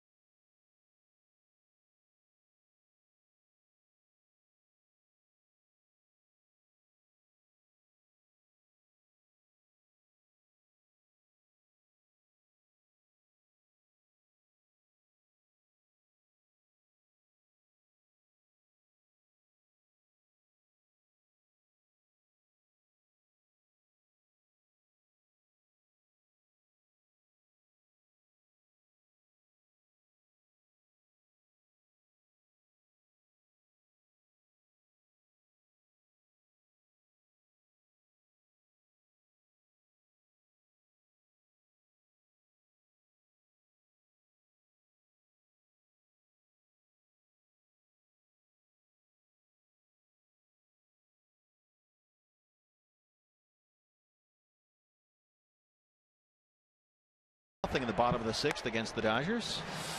We grilled out earlier today. There's our chef Dennis Lamb. And we sent him on an ice cream run the other night. Now he's cooking barbecue for the whole Fox Sports Arizona crew out here before the game. Now it's the answer to our AT&T Twitter poll question. What's your favorite barbecue entree? Nobody voted for chicken. Not even one guy. Man. The winner is a tie, Bob. Hot dogs and burgers. Thank you to everyone who voted at Fox Sports Arizona. We do that once every game. Look at Bill, our producer, back there with his Johnny Cash sunglasses on. Parra, Prado, Goldschmidt, 2, 3, and 4 here in the 6th. Parra singled and scored his last time up. Gonzalez at first, 1 down.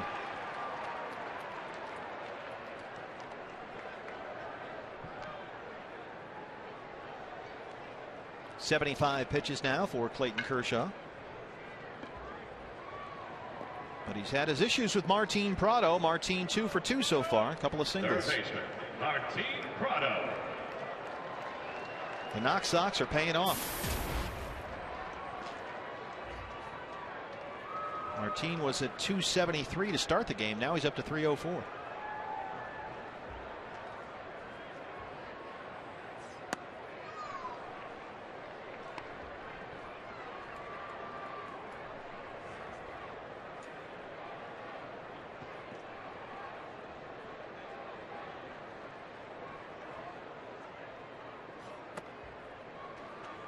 Oh. Mentioned that Clayton Kershaw went to Highland Park High School in Dallas. One of his teammates in high school was Detroit Lions quarterback Matthew Stafford.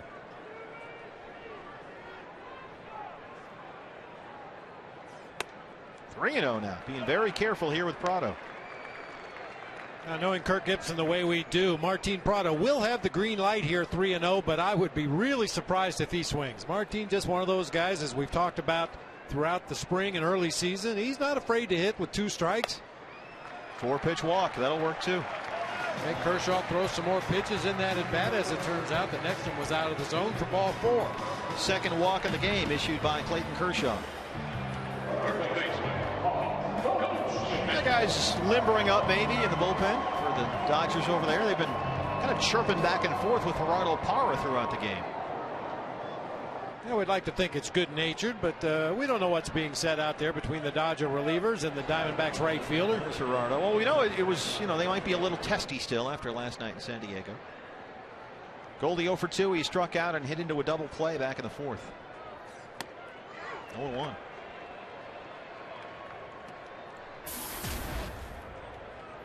Goldschmidt now at 324, 2 homers, 8 RBIs. This is game number 10 on the year. He's already scored 10 runs on the season.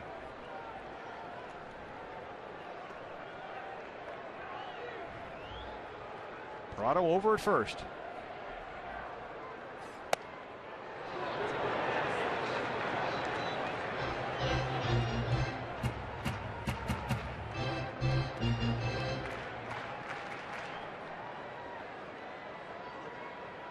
Paul Goldschmidt last season through his first 9 games was hitting .207. This year .343.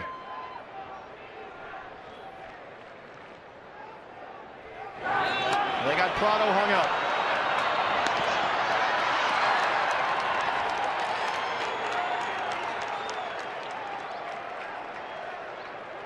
James Hoy, the second base umpire, says that the tag was applied.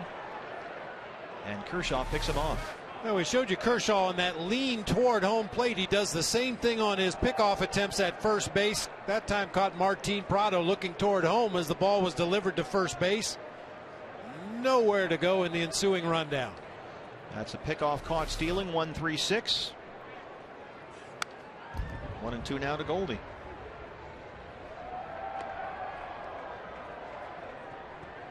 That's something that the D-backs were hoping to cut down on this year. 14 times last season they had runners picked off base. That led the National League. Certainly when you're going to be an aggressive base running team, that's going to happen from time to time. But something Gibby would like to cut down on this year. 2-2 now.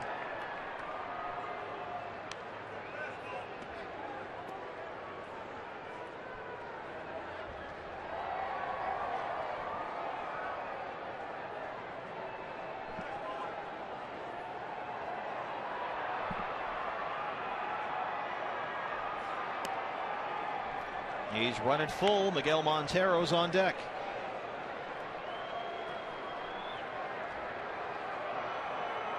As the wave makes its way through Chase Field here.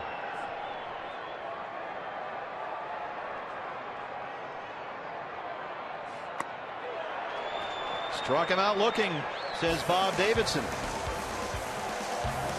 7 strikeouts now for Clayton Kershaw. He's 3 shy of 1,000 for his career. D-backs lead at 1-0 through 6.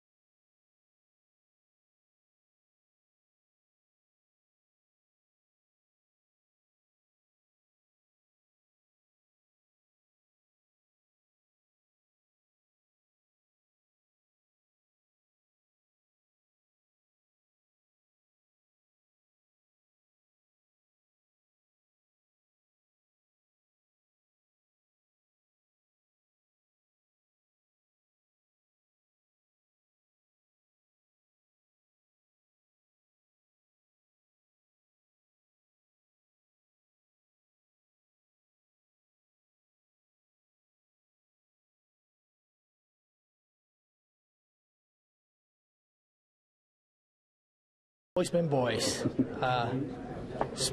Heat of the moment, I guess.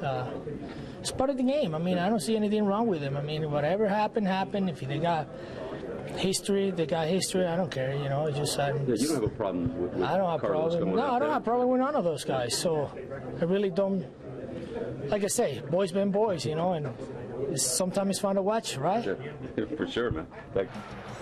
D-backs catcher Miguel Montero on the skirmish last night between the Padres and Dodgers, and most of the D-backs felt the same way. They knew there was a little history between Greinke and Carlos Quentin, but one guy who would not take the bait was manager Kirk Gibson. A lot of the beat writers were asking how he felt about it. He said no comment. He wanted nothing to do with that. But as long as there are teams from the NL West beating each other up and the D-backs aren't involved, boys will be boys. Thank you, Brad. Brad Ziegler on now for Kirk Gibson's Diamondbacks here in the 7th. Patrick Corbin's night is over. A.J. Ellis, Justin Sellers, and Clayton Kershaw due up here, 7, 8, and 9. Ellis has doubled and walked tonight.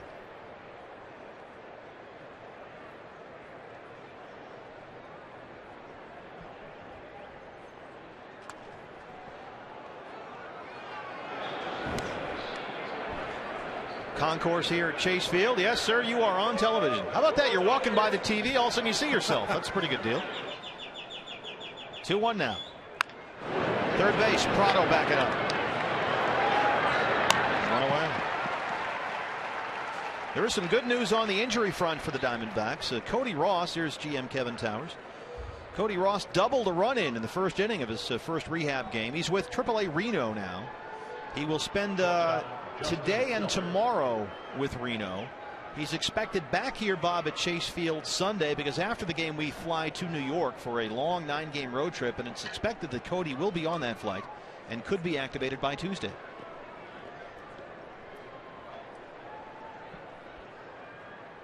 Nick Punto now will pinch hit. So what that means for A.J. Pollock or Alfredo Marte remains to be seen.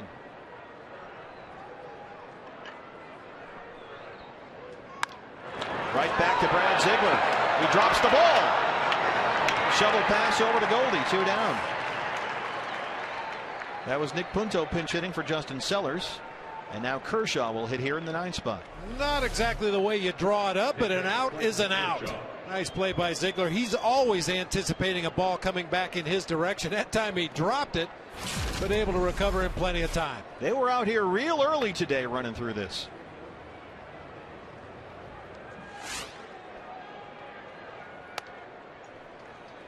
Kershaw has flied out and grounded out.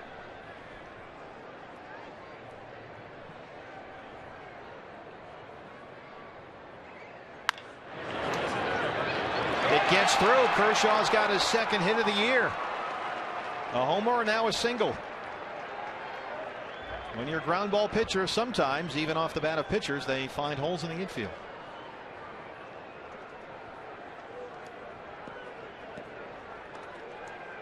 Just the 4th hit tonight for the Dodgers.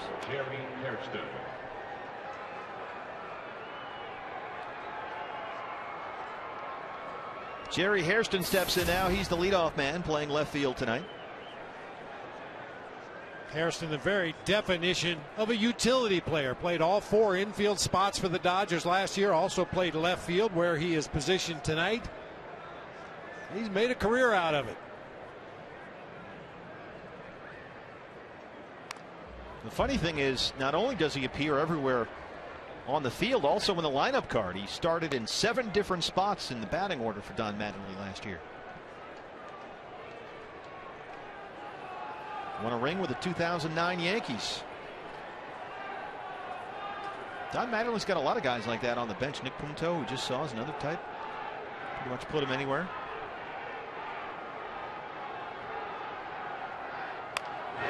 Third base side.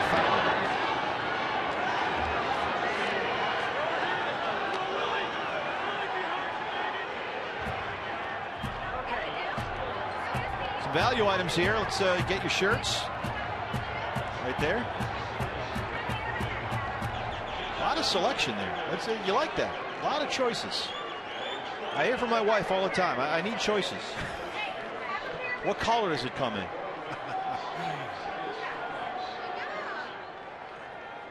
0-2 now. High in the air, straight up over Montero's head. There it is. Brad Ziegler works a scoreless 7. We're creeping along here at Chase Field. D-backs still lead 1-0.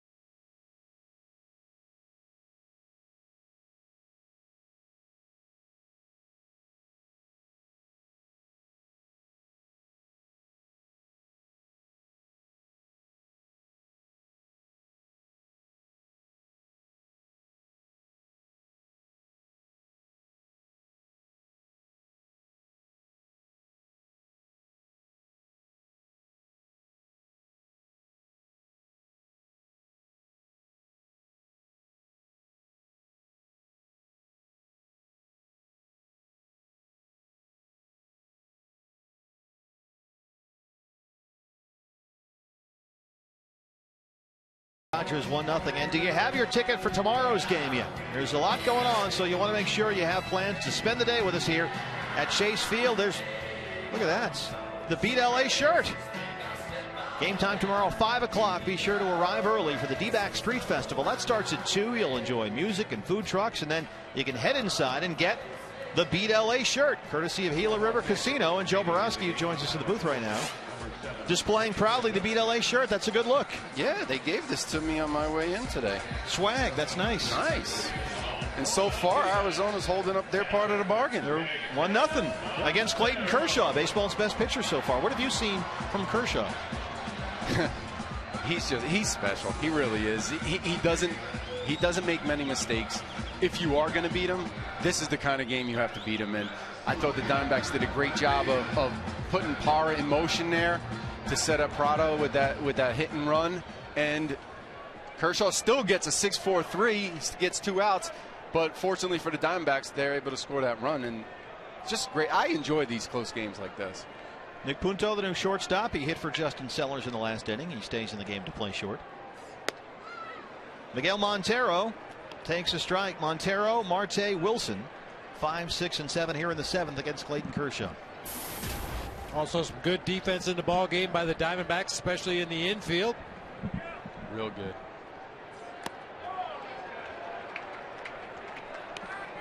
Joe, what's coming up on the postgame show? Well, we're gonna dissect both starting pitchers. I thought Corbin did outstanding job today. I heard you guys talking a little bit about his slider and having a little trouble with throwing it for strikes. But a thing that I was watching with him, and I'll take the slider where he can't throw it for a strike rather than making a mistake with it up in the strike zone and getting hurt with it. And that's just a feel pitch more than anything for most pitchers. Is he's going to have to develop as he's in the big leagues longer. That's his put away pitch. He's going to have to get it where he could throw a strike with his slider and just like a get me over, but it's not. Here's Alfredo Marte. Joe, he's mentioned that a transition he had to make last year was using the minor league ball to the major league ball, Yeah. and how the seams on the major league ball are There aren't any. they're lower and they're not as pronounced. And in any kind of breaking ball, especially if it's a key pitch, you just have a harder time getting a feel for it. Is that the case? Yeah, absolutely. It's trial and error a lot of times, and a lot of times you'll do it in a bullpen. You try to get it where you can throw your breaking ball for a strike when you need it, and that's a time where perfect time is when it's 2-0, 2-1 when you're behind in a count. But the one that he was throwing tonight, it was as if he was throwing his strikeout slider every single pitch, and that's the differentiate. He's got when he gets a little more experience, a little more comfort in the big leagues, that's when you'll see him, and he'll elevate as a starting pitcher when he can start doing that. That's a good way to put it, because he likes to use that as the put-away pitch, and we talked about that. So maybe it's just a case of overthrowing. Yeah, now, a little bit. Baxter's got his Beat LA undies on. I think he stole those from Bob. I'm not sure. Yeah. I wondered where they went.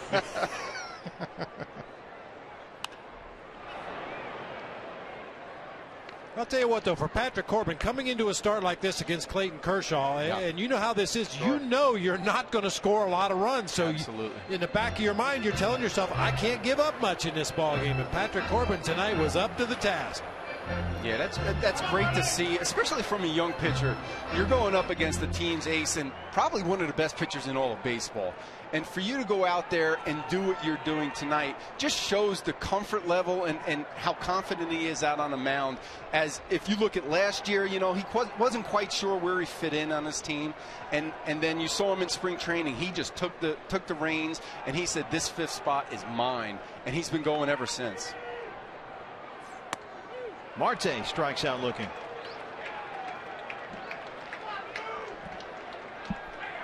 8th strikeout for Clayton Kershaw, now 2 away from 1,000 for the career. Well, we showed you the breaking pitches that Kershaw features before the game started, the big over-the-top curve and the hard slider, but he's gotten a lot of his strikeouts on fastballs tonight, challenging Diamondbacks hitters when he's ahead in the count. David Hernandez warming up. We expect to see him in the 8th inning after Brad Ziegler pitched a scoreless 7th.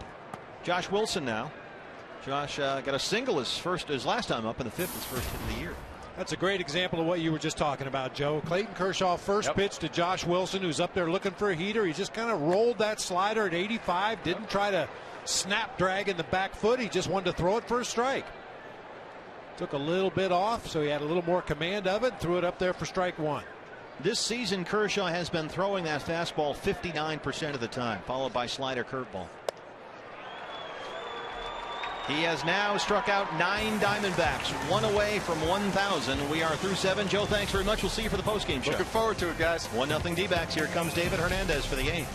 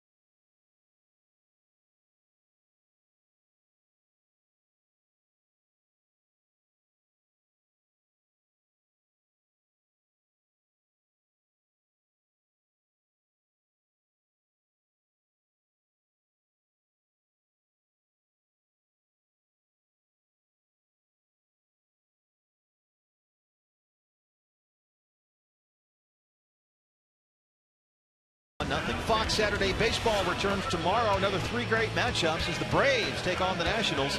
That's an NL East showdown. Or you'll see the defending World Series champion Giants battle the Cubs at Wrigley Field, or it's Rays Red Sox. Fox Saturdays Baseball, brought to you by Chevrolet, returns tomorrow 9:30 Pacific time. Check your local Fox listing. Big walk-up crowd tonight here on College Night.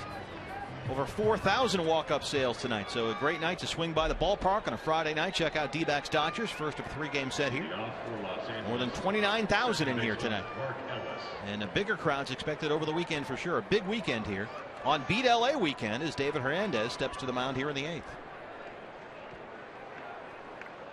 He'll face Mark Ellis, Matt Kemp, and Adrian Gonzalez, 2, 3, and 4.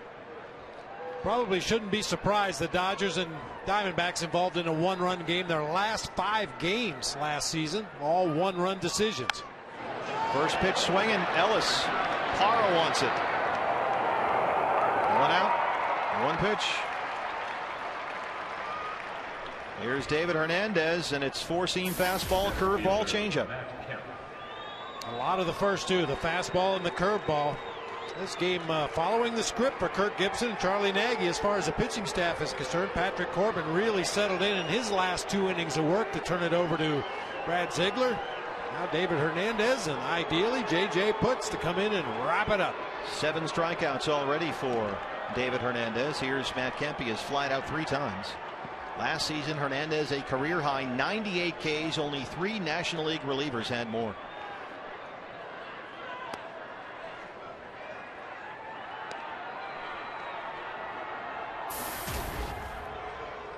Matt Kemp is getting soundly booed here. And based on his start, I'm not sure if it's Diamondbacks or Dodgers fans. 6 for 36 as he steps in here and laces a base hit to left. Matt Kemp 1 for 4.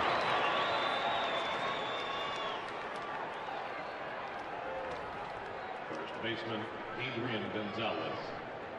Adrian Gonzalez is 0 for 3. He struck out looking, grounded out, and flied out.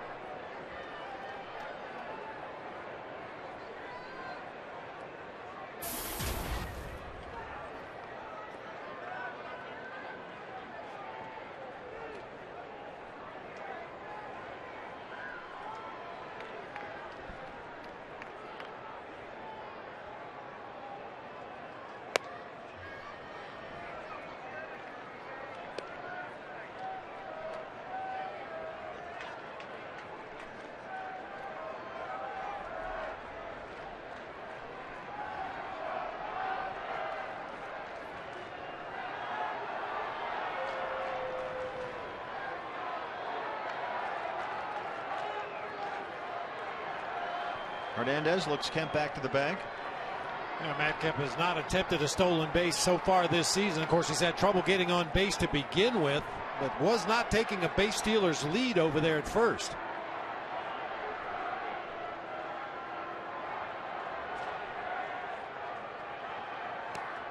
Gets through Montero. Kemp goes to second, tying run in scoring position here with 1 out.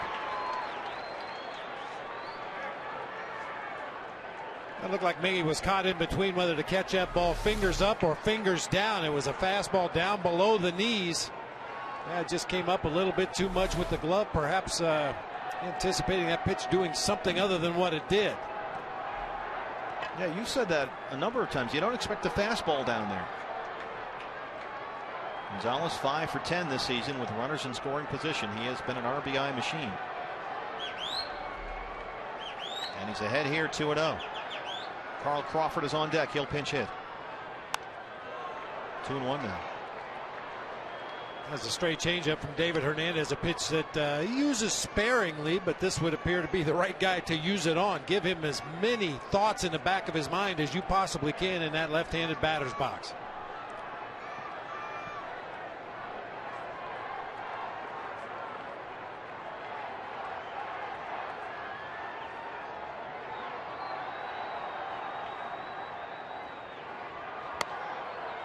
Three and 1. Gonzalez has driven in at least 100 runs in every season since 2007, with the exception of 2009 when he hit a career-high 40 homers. And he's a little old school, anti-sabermetric. He's a fan of the runs batted in stat. He says, I always tell people a home run's an RBI, and that's all it is. 3-1 now. 3-2. Gonzalez last year .392 with runners in scoring position, second in the majors only to the Cardinals' Alan Craig.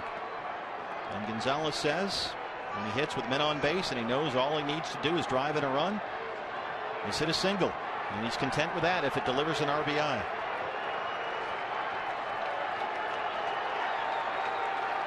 Three-2 now.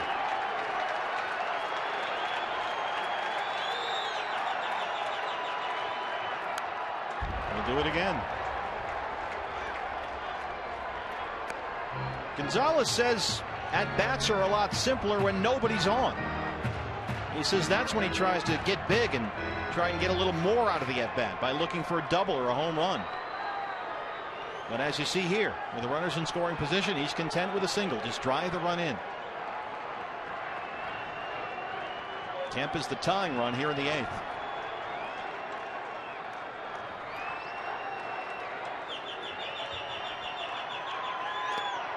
Gets by Montero. Ball 4. Kemp advances to third. Tying run 90 feet away. Bob, haven't seen David Hernandez struggle like this yet this season. Especially not with his fastball. That's his go-to pitch. He can usually command it on both sides of the plate, throw it up in the zone, throw it down in the zone. Really pulls this one over into that left-handed batter's box. Miguel Montero had set up on the outside corner, and that ball misses by a wide margin.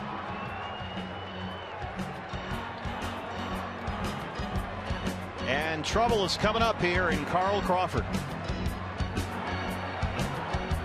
Charles Nagy knows it. You watched the Dodger-Padre game Wednesday night at Petco. Crawford spent the whole night just shooting the ball the other way as Nagy will come out to have a conversation. Crawford hit a leadoff home run Wednesday night against the Padres on the second pitch of the game. And he has been hitting everything this year.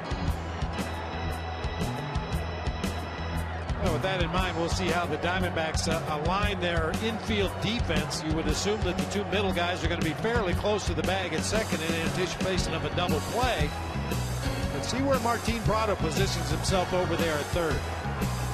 I mean, David Hernandez is going to throw that mid to upper 90s fastball away from Carl Crawford at some point in this sequence, and that would figure to be the pitch he'd look to shoot to the opposite field. Prado in and in a normal position, almost where he would play for a right-handed pull hitter. Kemp on third, Gonzalez on first. 1-0 here in the 8th. Another one in the dirt.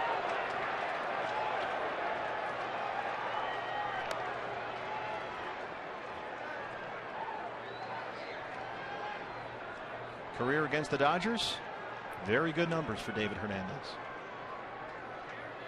Matt Kemp is the tying run. Gonzalez a slow runner at first. 1-1. Well, just blew that fastball right by Crawford.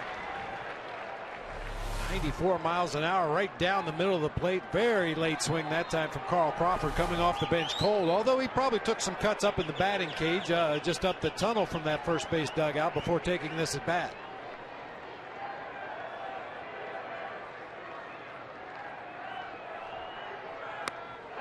1-2 now.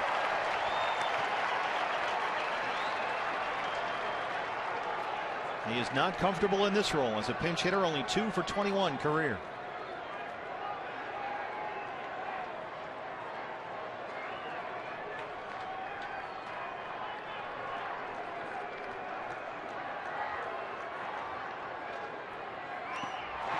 He chases in the dirt. A huge strikeout there for Hernandez. 2 down in the 8th.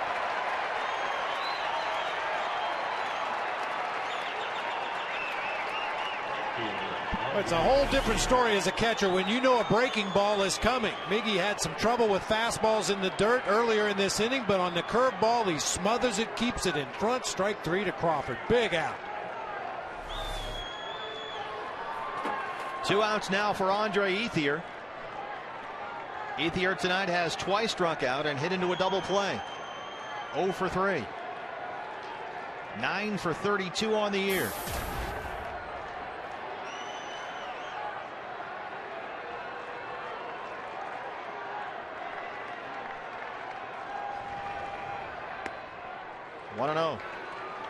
Ethier last season 313 with runners in scoring position, 335 with runners on base. He has 1 career hit against David Hernandez.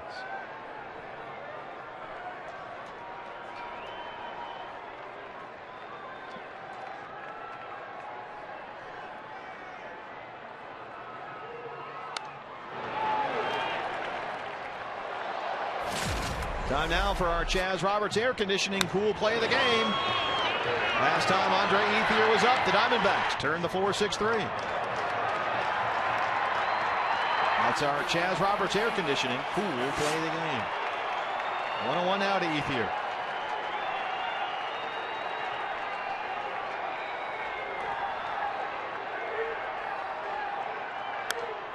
One and two. And this is, Bob, the situation where ground ball pitchers are terrific, but you're looking for the strikeout here. Absolutely. They're on their feet here at Chase. Hernandez one strike away from getting out of a jam in a 1-0 game in the 8th. It's a beat LA weekend here.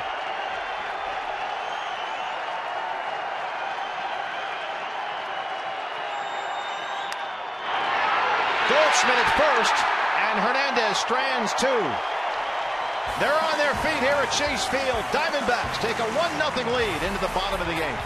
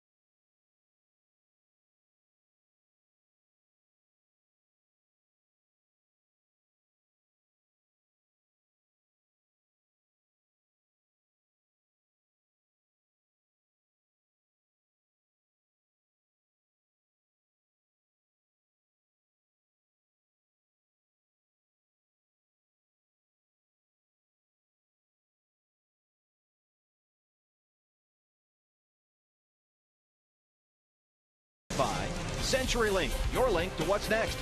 And by Jack in the Box. The Chipotle Chicken Club Combo is back for a limited time at Jack in the Box. Try one today with fries and a drink for just $4.99 plus tax.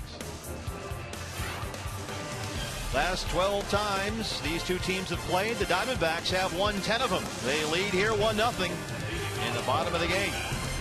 Patrick Corbin was terrific. 6 innings, a 3-hit ball. Brad Ziegler a scoreless 7th. David Hernandez a scoreless 8th. And J.J. Putz is warming up in the D-backs bullpen. Clayton Kershaw back out there. He's got 9 strikeouts tonight. He is 1 shy of 1,000 for his career. Jerry Hairston moves from left field to third base after the Dodgers pinch hit for Juan Uribe with Carl Crawford. Crawford has replaced Hairston in left. Pennington the pitcher spot, and Pollock 8-9-1. There's Carl Crawford. The left fielder did not start the game against the left-handed pitching Patrick Corbin. 1-0 now to Cliff Pennington. High in the air to Crawford.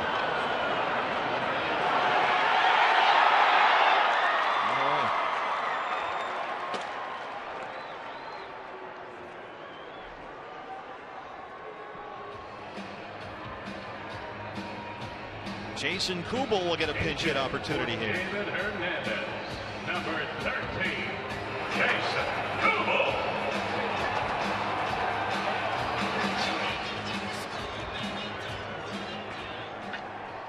Jason not in the starting lineup tonight against Clayton Kershaw. I guess the left-hand pitcher, of course, but I'm thinking now with all the injuries. Aaron Hill was a late scratch. Wilson is in there. Marte's already in the lineup, so there's really no right-handed options on that bench.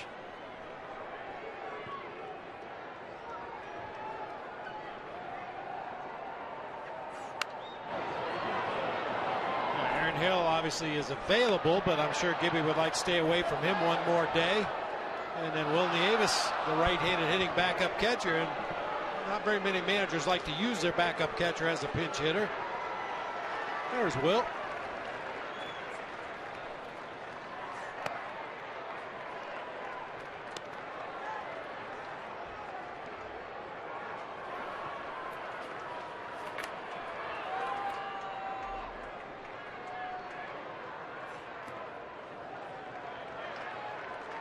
Clayton Kershaw now over 100 pitches for the night.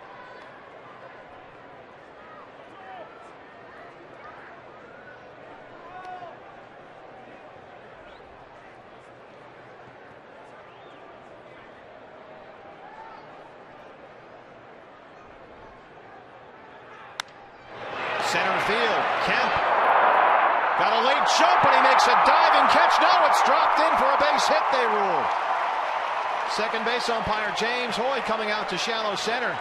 Bob Kemp got a very late jump on that one. He did get a late jump, and he's got great speed, able to make up a lot of ground after the initial misjudging of that little soft liner into center. Gets the glove. Well, actually, he never did. I thought he had it in the glove momentarily and lost it when he rolled, but you can clearly see ball got underneath the glove right there. He dragged it on the grass, and then it came completely out of that outfielder's glove. He froze there and didn't move initially at all. And you could tell he wasn't quite sure should he come in or back up. And by the time he made his decision, it was too late. Here's A.J. Pollock now. He's 0 for 3 tonight. 1-0. Pollock is fouled out, grounded out, and hit into a fielder's choice. Kershaw at 103 pitches now, 67 for strikes.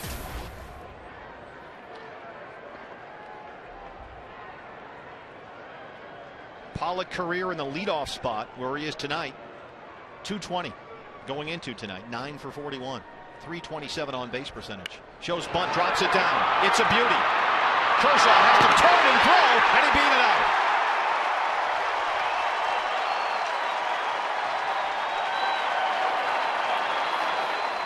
A.J. Pollock does a lot of little things very well.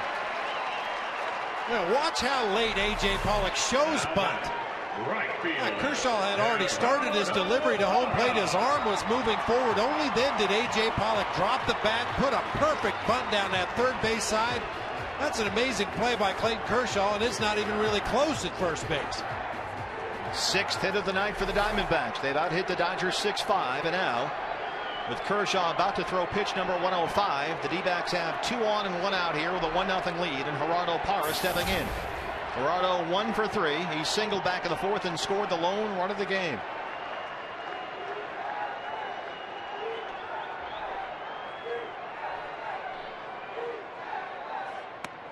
Oh, 1.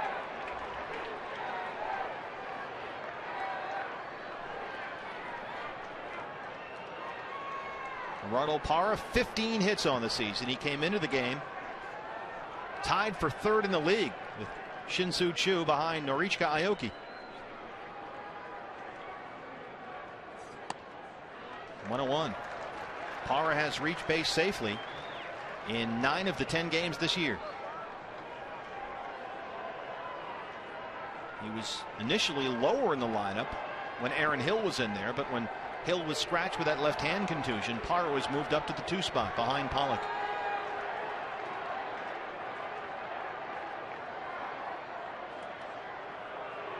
Kershaw looked back at Kubel at second and now wants to talk to A.J. Ellis.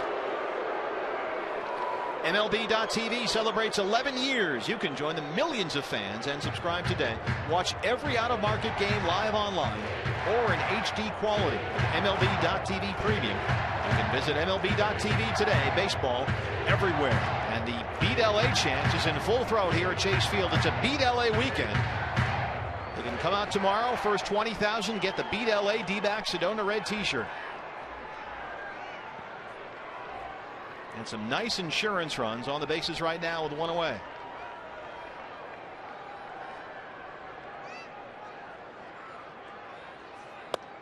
Two and 1.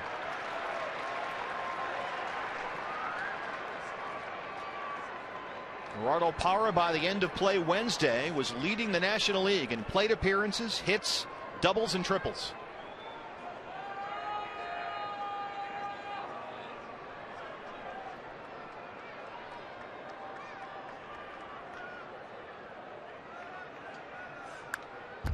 2-2.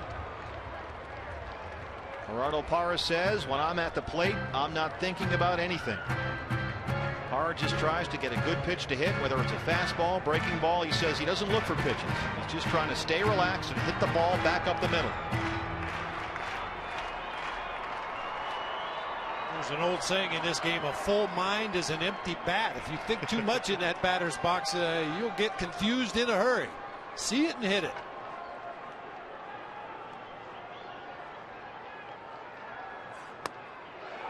Three and two now. Boy, good take right there. That's not an easy pitch to lay off when you're behind in the count to a pitcher like Clayton Kershaw. Four-seam fastball just off of the outside corner. Parra eyeballs it and takes it to run the count full. Ball three, says Bob Davidson behind the plate. 3-2. Martin Prado is on deck.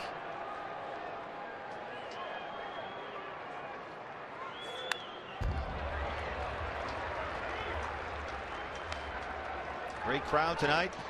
29,520. The announced attendance looks to have more than that here in the ballpark tonight. We expect a big weekend here against the Dodgers. Beat LA weekend tomorrow. Kershaw about to go over 110 pitches.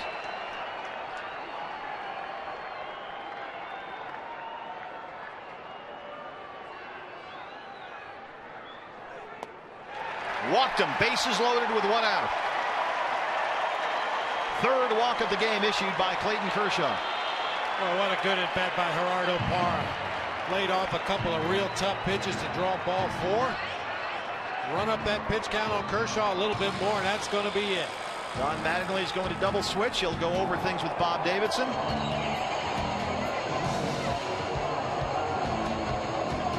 Sean Tolleson is ready to come in. The right-hander. Prado, Goldschmidt coming up.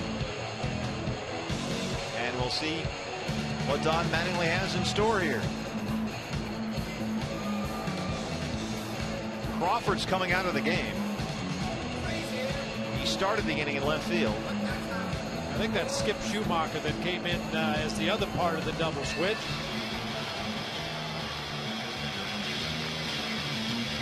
Schumacher's been playing a lot of outfield for the Dodgers. And there seems to be some confusion here.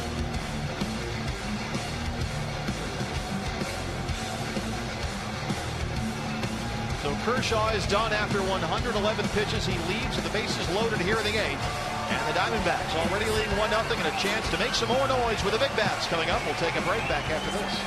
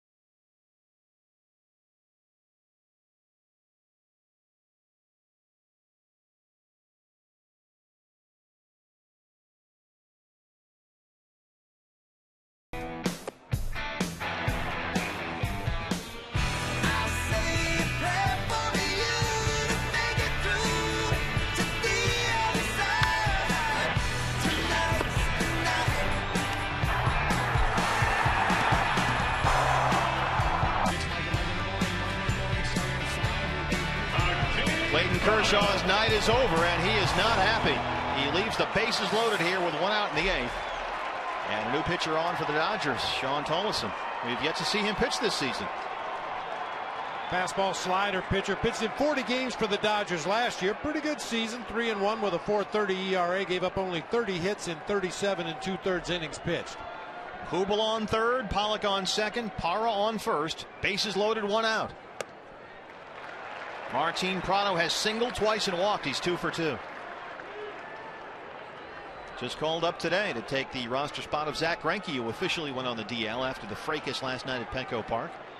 Broken collarbone. Skip Schumacher has replaced Carl Crawford in left field. Good speed on the bases here for the D-backs. 2-0. This is a heck of a spot here, Bob. You just get called up. Everyone's still ticked off about Greinke getting injured. And you have to come in a 1-0 game with the bases full. And face Martin Prado, one of the more patient hitters in all of baseball. And he's not going to swing until he gets his pitch. Well, he'll gladly take the walk here. 2-0 now. 3-0. Any chance he gets the green light here? Well, like I said earlier in the game, I'm sure he has the green light, but I'd be really surprised if Martin Prado swung the bat on a 3-0 count.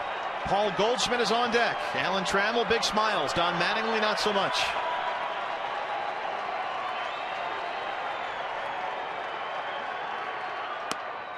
Strikes is Bob Davidson, 3-1. I mean, a 3-0 count, he's got to throw 3 strikes. So, you take the first one to run the count to 3-1. He's still got to come back in that strike zone. And now Martin Prado will be ready to let that bat go.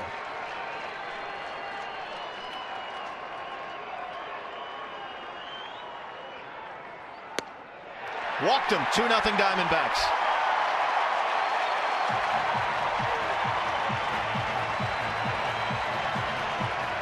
Back-to-back walks here in the inning.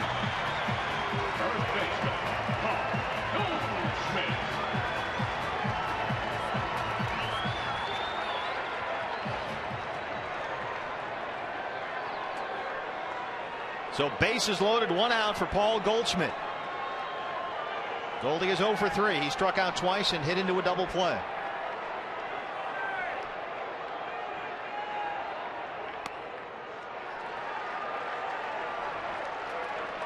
Charles Nagy on the phone, making sure J.J. Putz is all lined up. Ziegler worked a scoreless 7th. Hernandez got out on a jam in the 8th.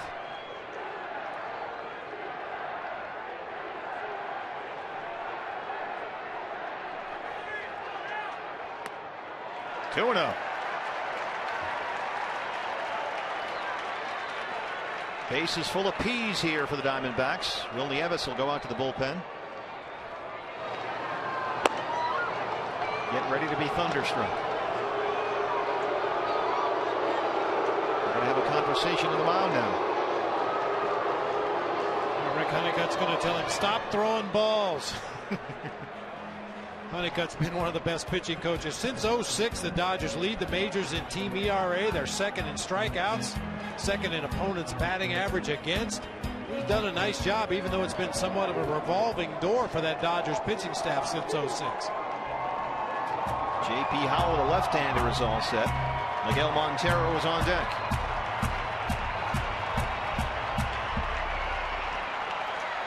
Pollock on third, Parra on second, Prado on first.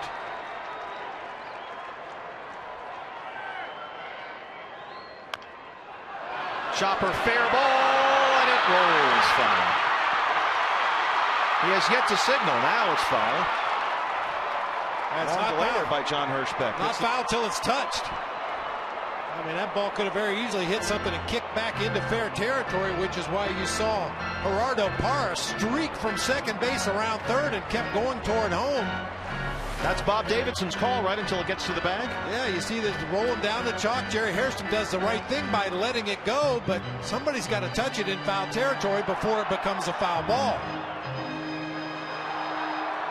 You saw, tried to hug that line, hit that bump right there, tried to bounce back toward fair territory, and Hairston makes a diving play on a foul ball. 2-1 now. 2-2.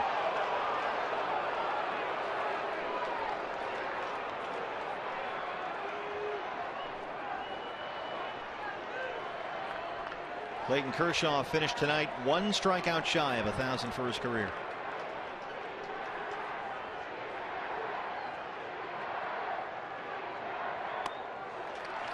Three and two again. Montero is on deck with a left-hander warming.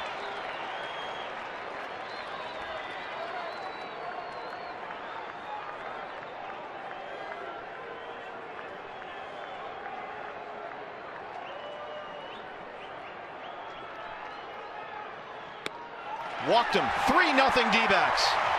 Back-to-back bases loaded walks.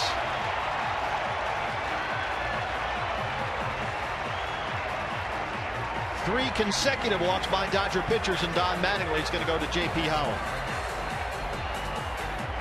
Oh, just tremendous plate discipline here in this inning. Gerardo Parra, Martin Prado, and now Paul Goldschmidt fighting the urge to want to hit that big grand slam home run and blow this thing wide open. Instead, take the ball forward, keep the line moving. Diamondbacks lead 3-0. Pitching change at Chase Field. We're back after this.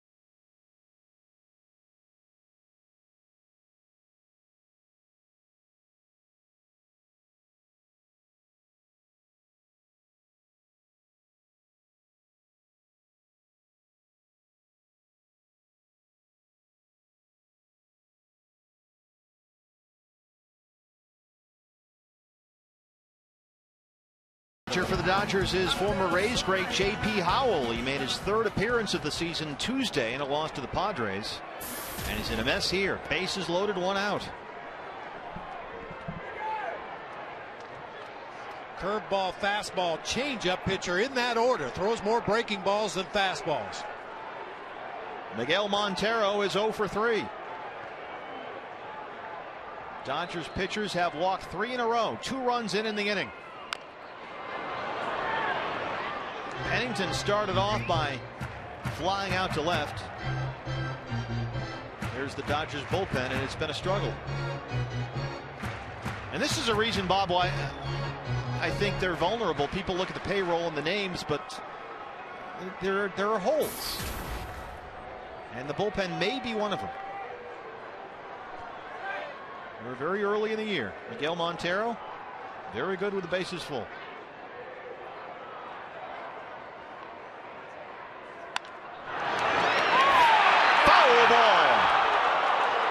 Jim Reynolds at first.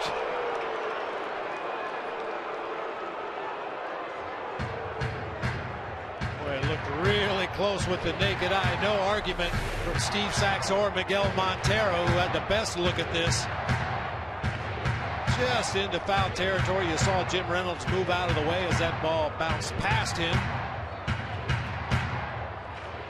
Oh, man, that would have been some kind of action right there. Off to the races. Parra's on 3rd, Prado on 2nd, Goldschmidt on 1st. 3 straight walks in the inning, following singles by Kubel and Pollock.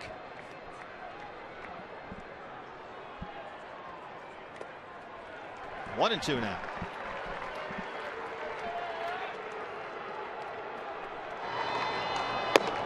Heath Bell is up. bullpen depth. It's a nice contrast here. So many games are won, especially down the stretch and then into the postseason. You win it with bullpens.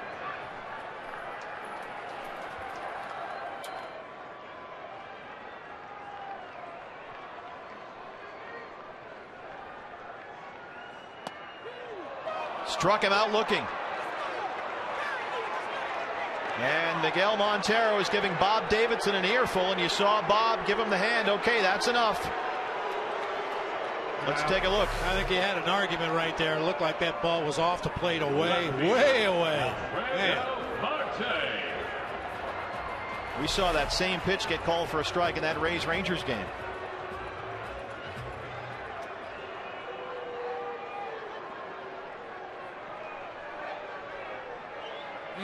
Two outs now, bases still loaded. Alfredo Marte.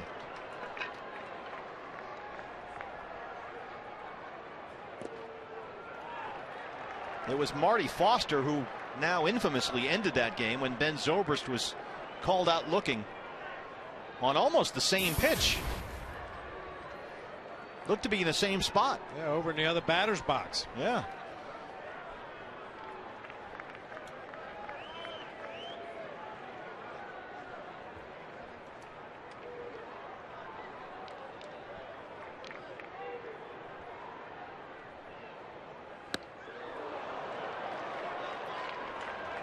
Sometimes we see Alfredo Marte show really, really good plate discipline, especially for a young hitter. Other times we see him just turn it loose. Yeah, runners on the pond out there. You got a left-hander on the mound. He is trying to do some serious damage right here. Just make sure you get a good pitch to hit. Parra, Prado, and Goldschmidt, third to first. 2 runs in the inning. 2-1. Oh, and A.J. Ellis senses that behind home plate. I'm sure J.P. Howe senses it out on the mound as well. You've got a young hitter who's hungry to swing that bat in this situation. Back-to-back changeups. The last one off the plate away. And Kirk Gibson has told Alfredo Marte, 2-1 counts. Don't always expect the fastball. We talked about that at the beginning of the game. And Gibby has said Marte has begun to understand he's not always going to see a fastball in this exact situation, and he's learning. He is adjusting. Has a better idea of what the pitcher might do up there. Laces it to third, and Hairston is there. Diamondbacks leave them loaded, but they get 2 in the inning, and we go to the 9th. D-backs lead the Dodgers 3-0.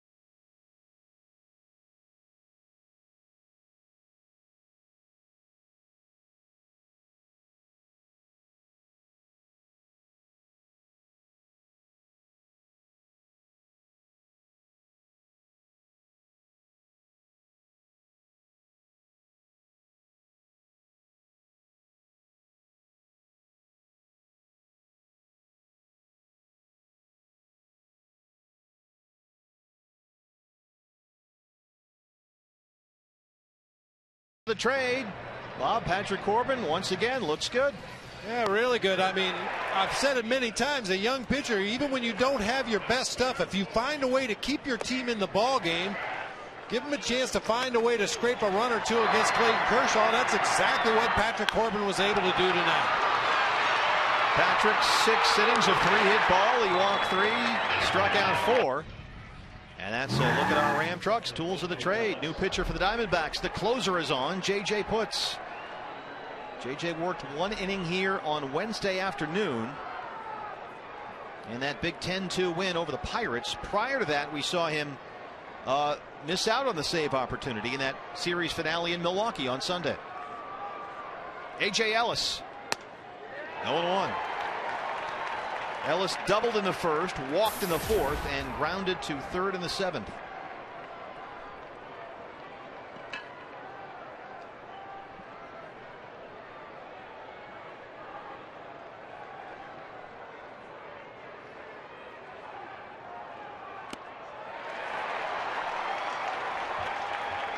Took something off there. A great location. Start over the heart of the plate, scooted out a couple more inches to the outer third of the plate. Now it's wide open for JJ. Can go a lot of different directions here. So far this year, he's been 4-seam, 2-seam splitter, only throwing the slider 13%. Nothing tricky this time. Comes right in there with a fastball at the knees on the outside corner on the 0-2 pitch.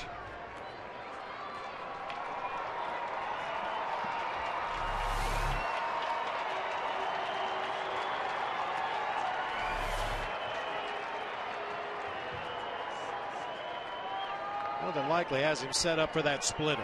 3 straight fastballs in a row on the outside part of the plate. Got him. 1 down in the 9th.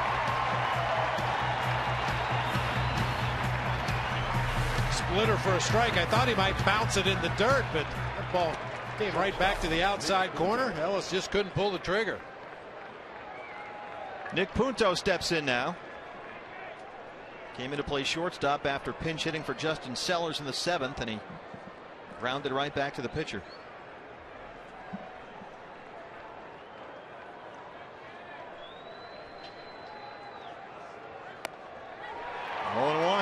Skip Schumacher is on deck in the 9th spot.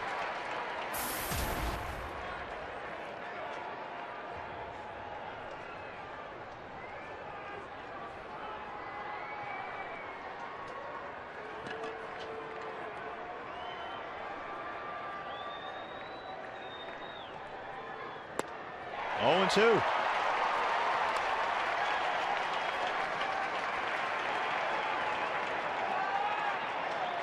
Nick Punto last season, 286 in 22 games for the Dodgers. There's Schumacher on deck.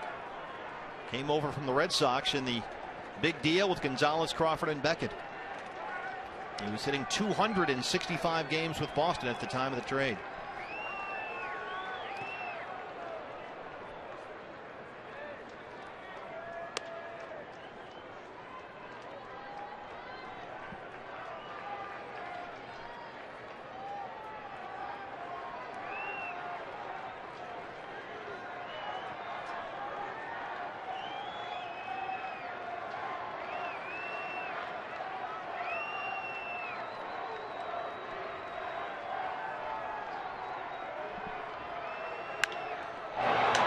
Base it up the middle.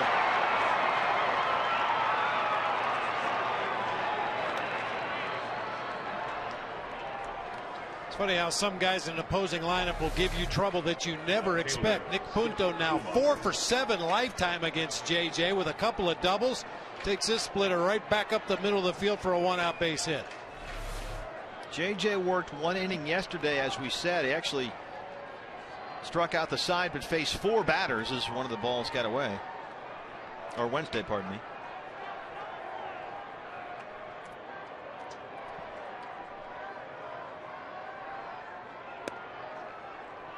One 1-0 to Skip Schumacher.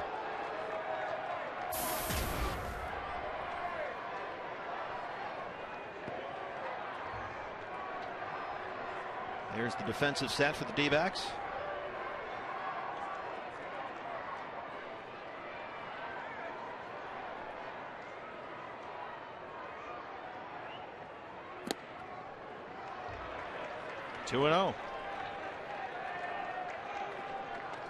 Last season, Skip Schumacher hit .306 with runners on base. Spent his entire 8-year big league career with the Cardinals, but was traded to the Dodgers last December for minor league infielder Jake Lemmerman.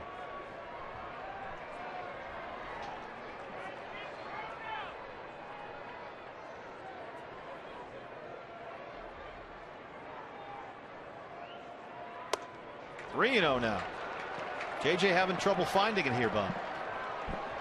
Miguel Montero asking him if it's okay. It looked like JJ kind of hunched his shoulders in an odd way after delivering that last pitch. Miguel saw it, walked out in front of the mound, and kind of asked him, "Are you okay?" And JJ shook him off. You see right there, just kind of hunched his shoulders a little bit. And Miguel says, "You okay?" JJ gets right back up on the bump. 3-1.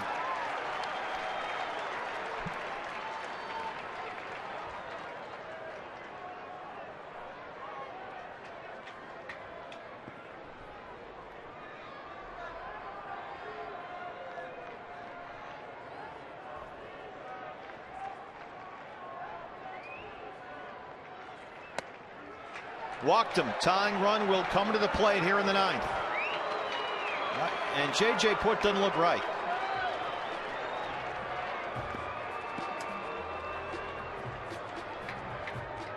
He just doesn't look comfortable. Well, he's always been able to locate his fastball. Occasionally he'll lose the command on that split finger, but the fastball is his go-to pitch. He can move it in and out, work the edges of the strike zone, just not able to command that pitch as effectively as he normally does.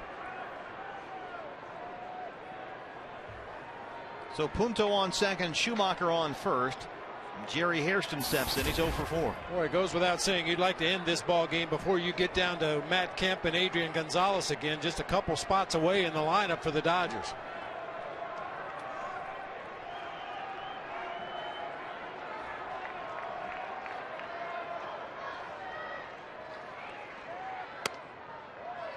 I don't know.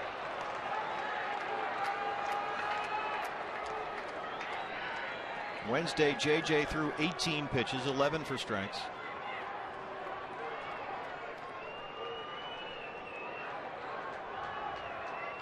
He's thrown 13 here, 5 for strikes. This is number 50. 1-0.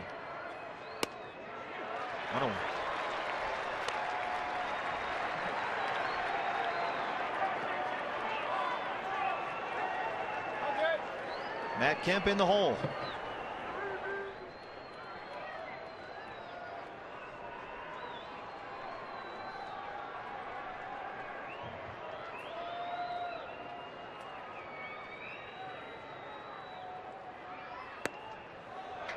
Man, well, after calling a breaking ball a foot off the plate on Miguel Montero, Bob Davidson suddenly squeezing the living daylights out of JJ Putt out there on the mound. Let's take a look. I mentioned it earlier. This is his go-to pitch. He can throw that for a strike just about any time he wants, and just has not gotten the benefit of the doubt on anything close to those corners. You've done this as long as JJ Putt has in this league. You're supposed to get that pitch. 2-1 now to Hairston. Up the middle. Wilson has it. Flip to Pennington. And they turn 2. Double play. And the D-backs beat the Dodgers 3-0. More Diamondback defense there. And the Beat LA weekend starts off by beating LA 3-0. First shutout of the year for the Arizona Diamondbacks. And they beat Clayton Kershaw. Boy, what a great double play to end it. This is not routine by any stretch of the imagination. Josh Wilson with the backhanded flip to Cliff Pennington. Cliff actually turns his back to the runner as he spins around and fires a strike to Goldie to end this one. Great defense on the infield for the Diamondbacks in this game. Patrick Corbin pitches 6 innings of 3-hit ball. The bullpen, Ziegler, Hernandez puts shut the door. And the Diamondbacks are now 11-2 in their last 13 against the Dodgers. Jody Jackson and Joe Borowski. The Beat LA weekend starts off with a 3-0 win. Not bad. Not bad at all, Steve. Thanks so much. Not bad at all. Joe Borowski, let me ask you, we talked about the D-backs breaking through against Clayton Kershaw. They did it, but how about this pitching performance tonight all the way through from Patrick Corbin through the bullpen? You knew Kershaw was going to be good tonight, but Patrick Corbin was something special tonight. We're going to take a closer look at everything he did tonight, and how about the bullpens? Nailed it down. And the Diamondbacks talked about scratching and clawing some runs against Clayton Kershaw. That's exactly what they did. They took advantage of 5 walks issued by the Dodgers, and they hand them a loss here in Game 1 of this weekend series here at Chase Field. So stay with us. We've got the post-game show coming your way. Diamondbacks Live presented by CenturyLink. This is the way it ended.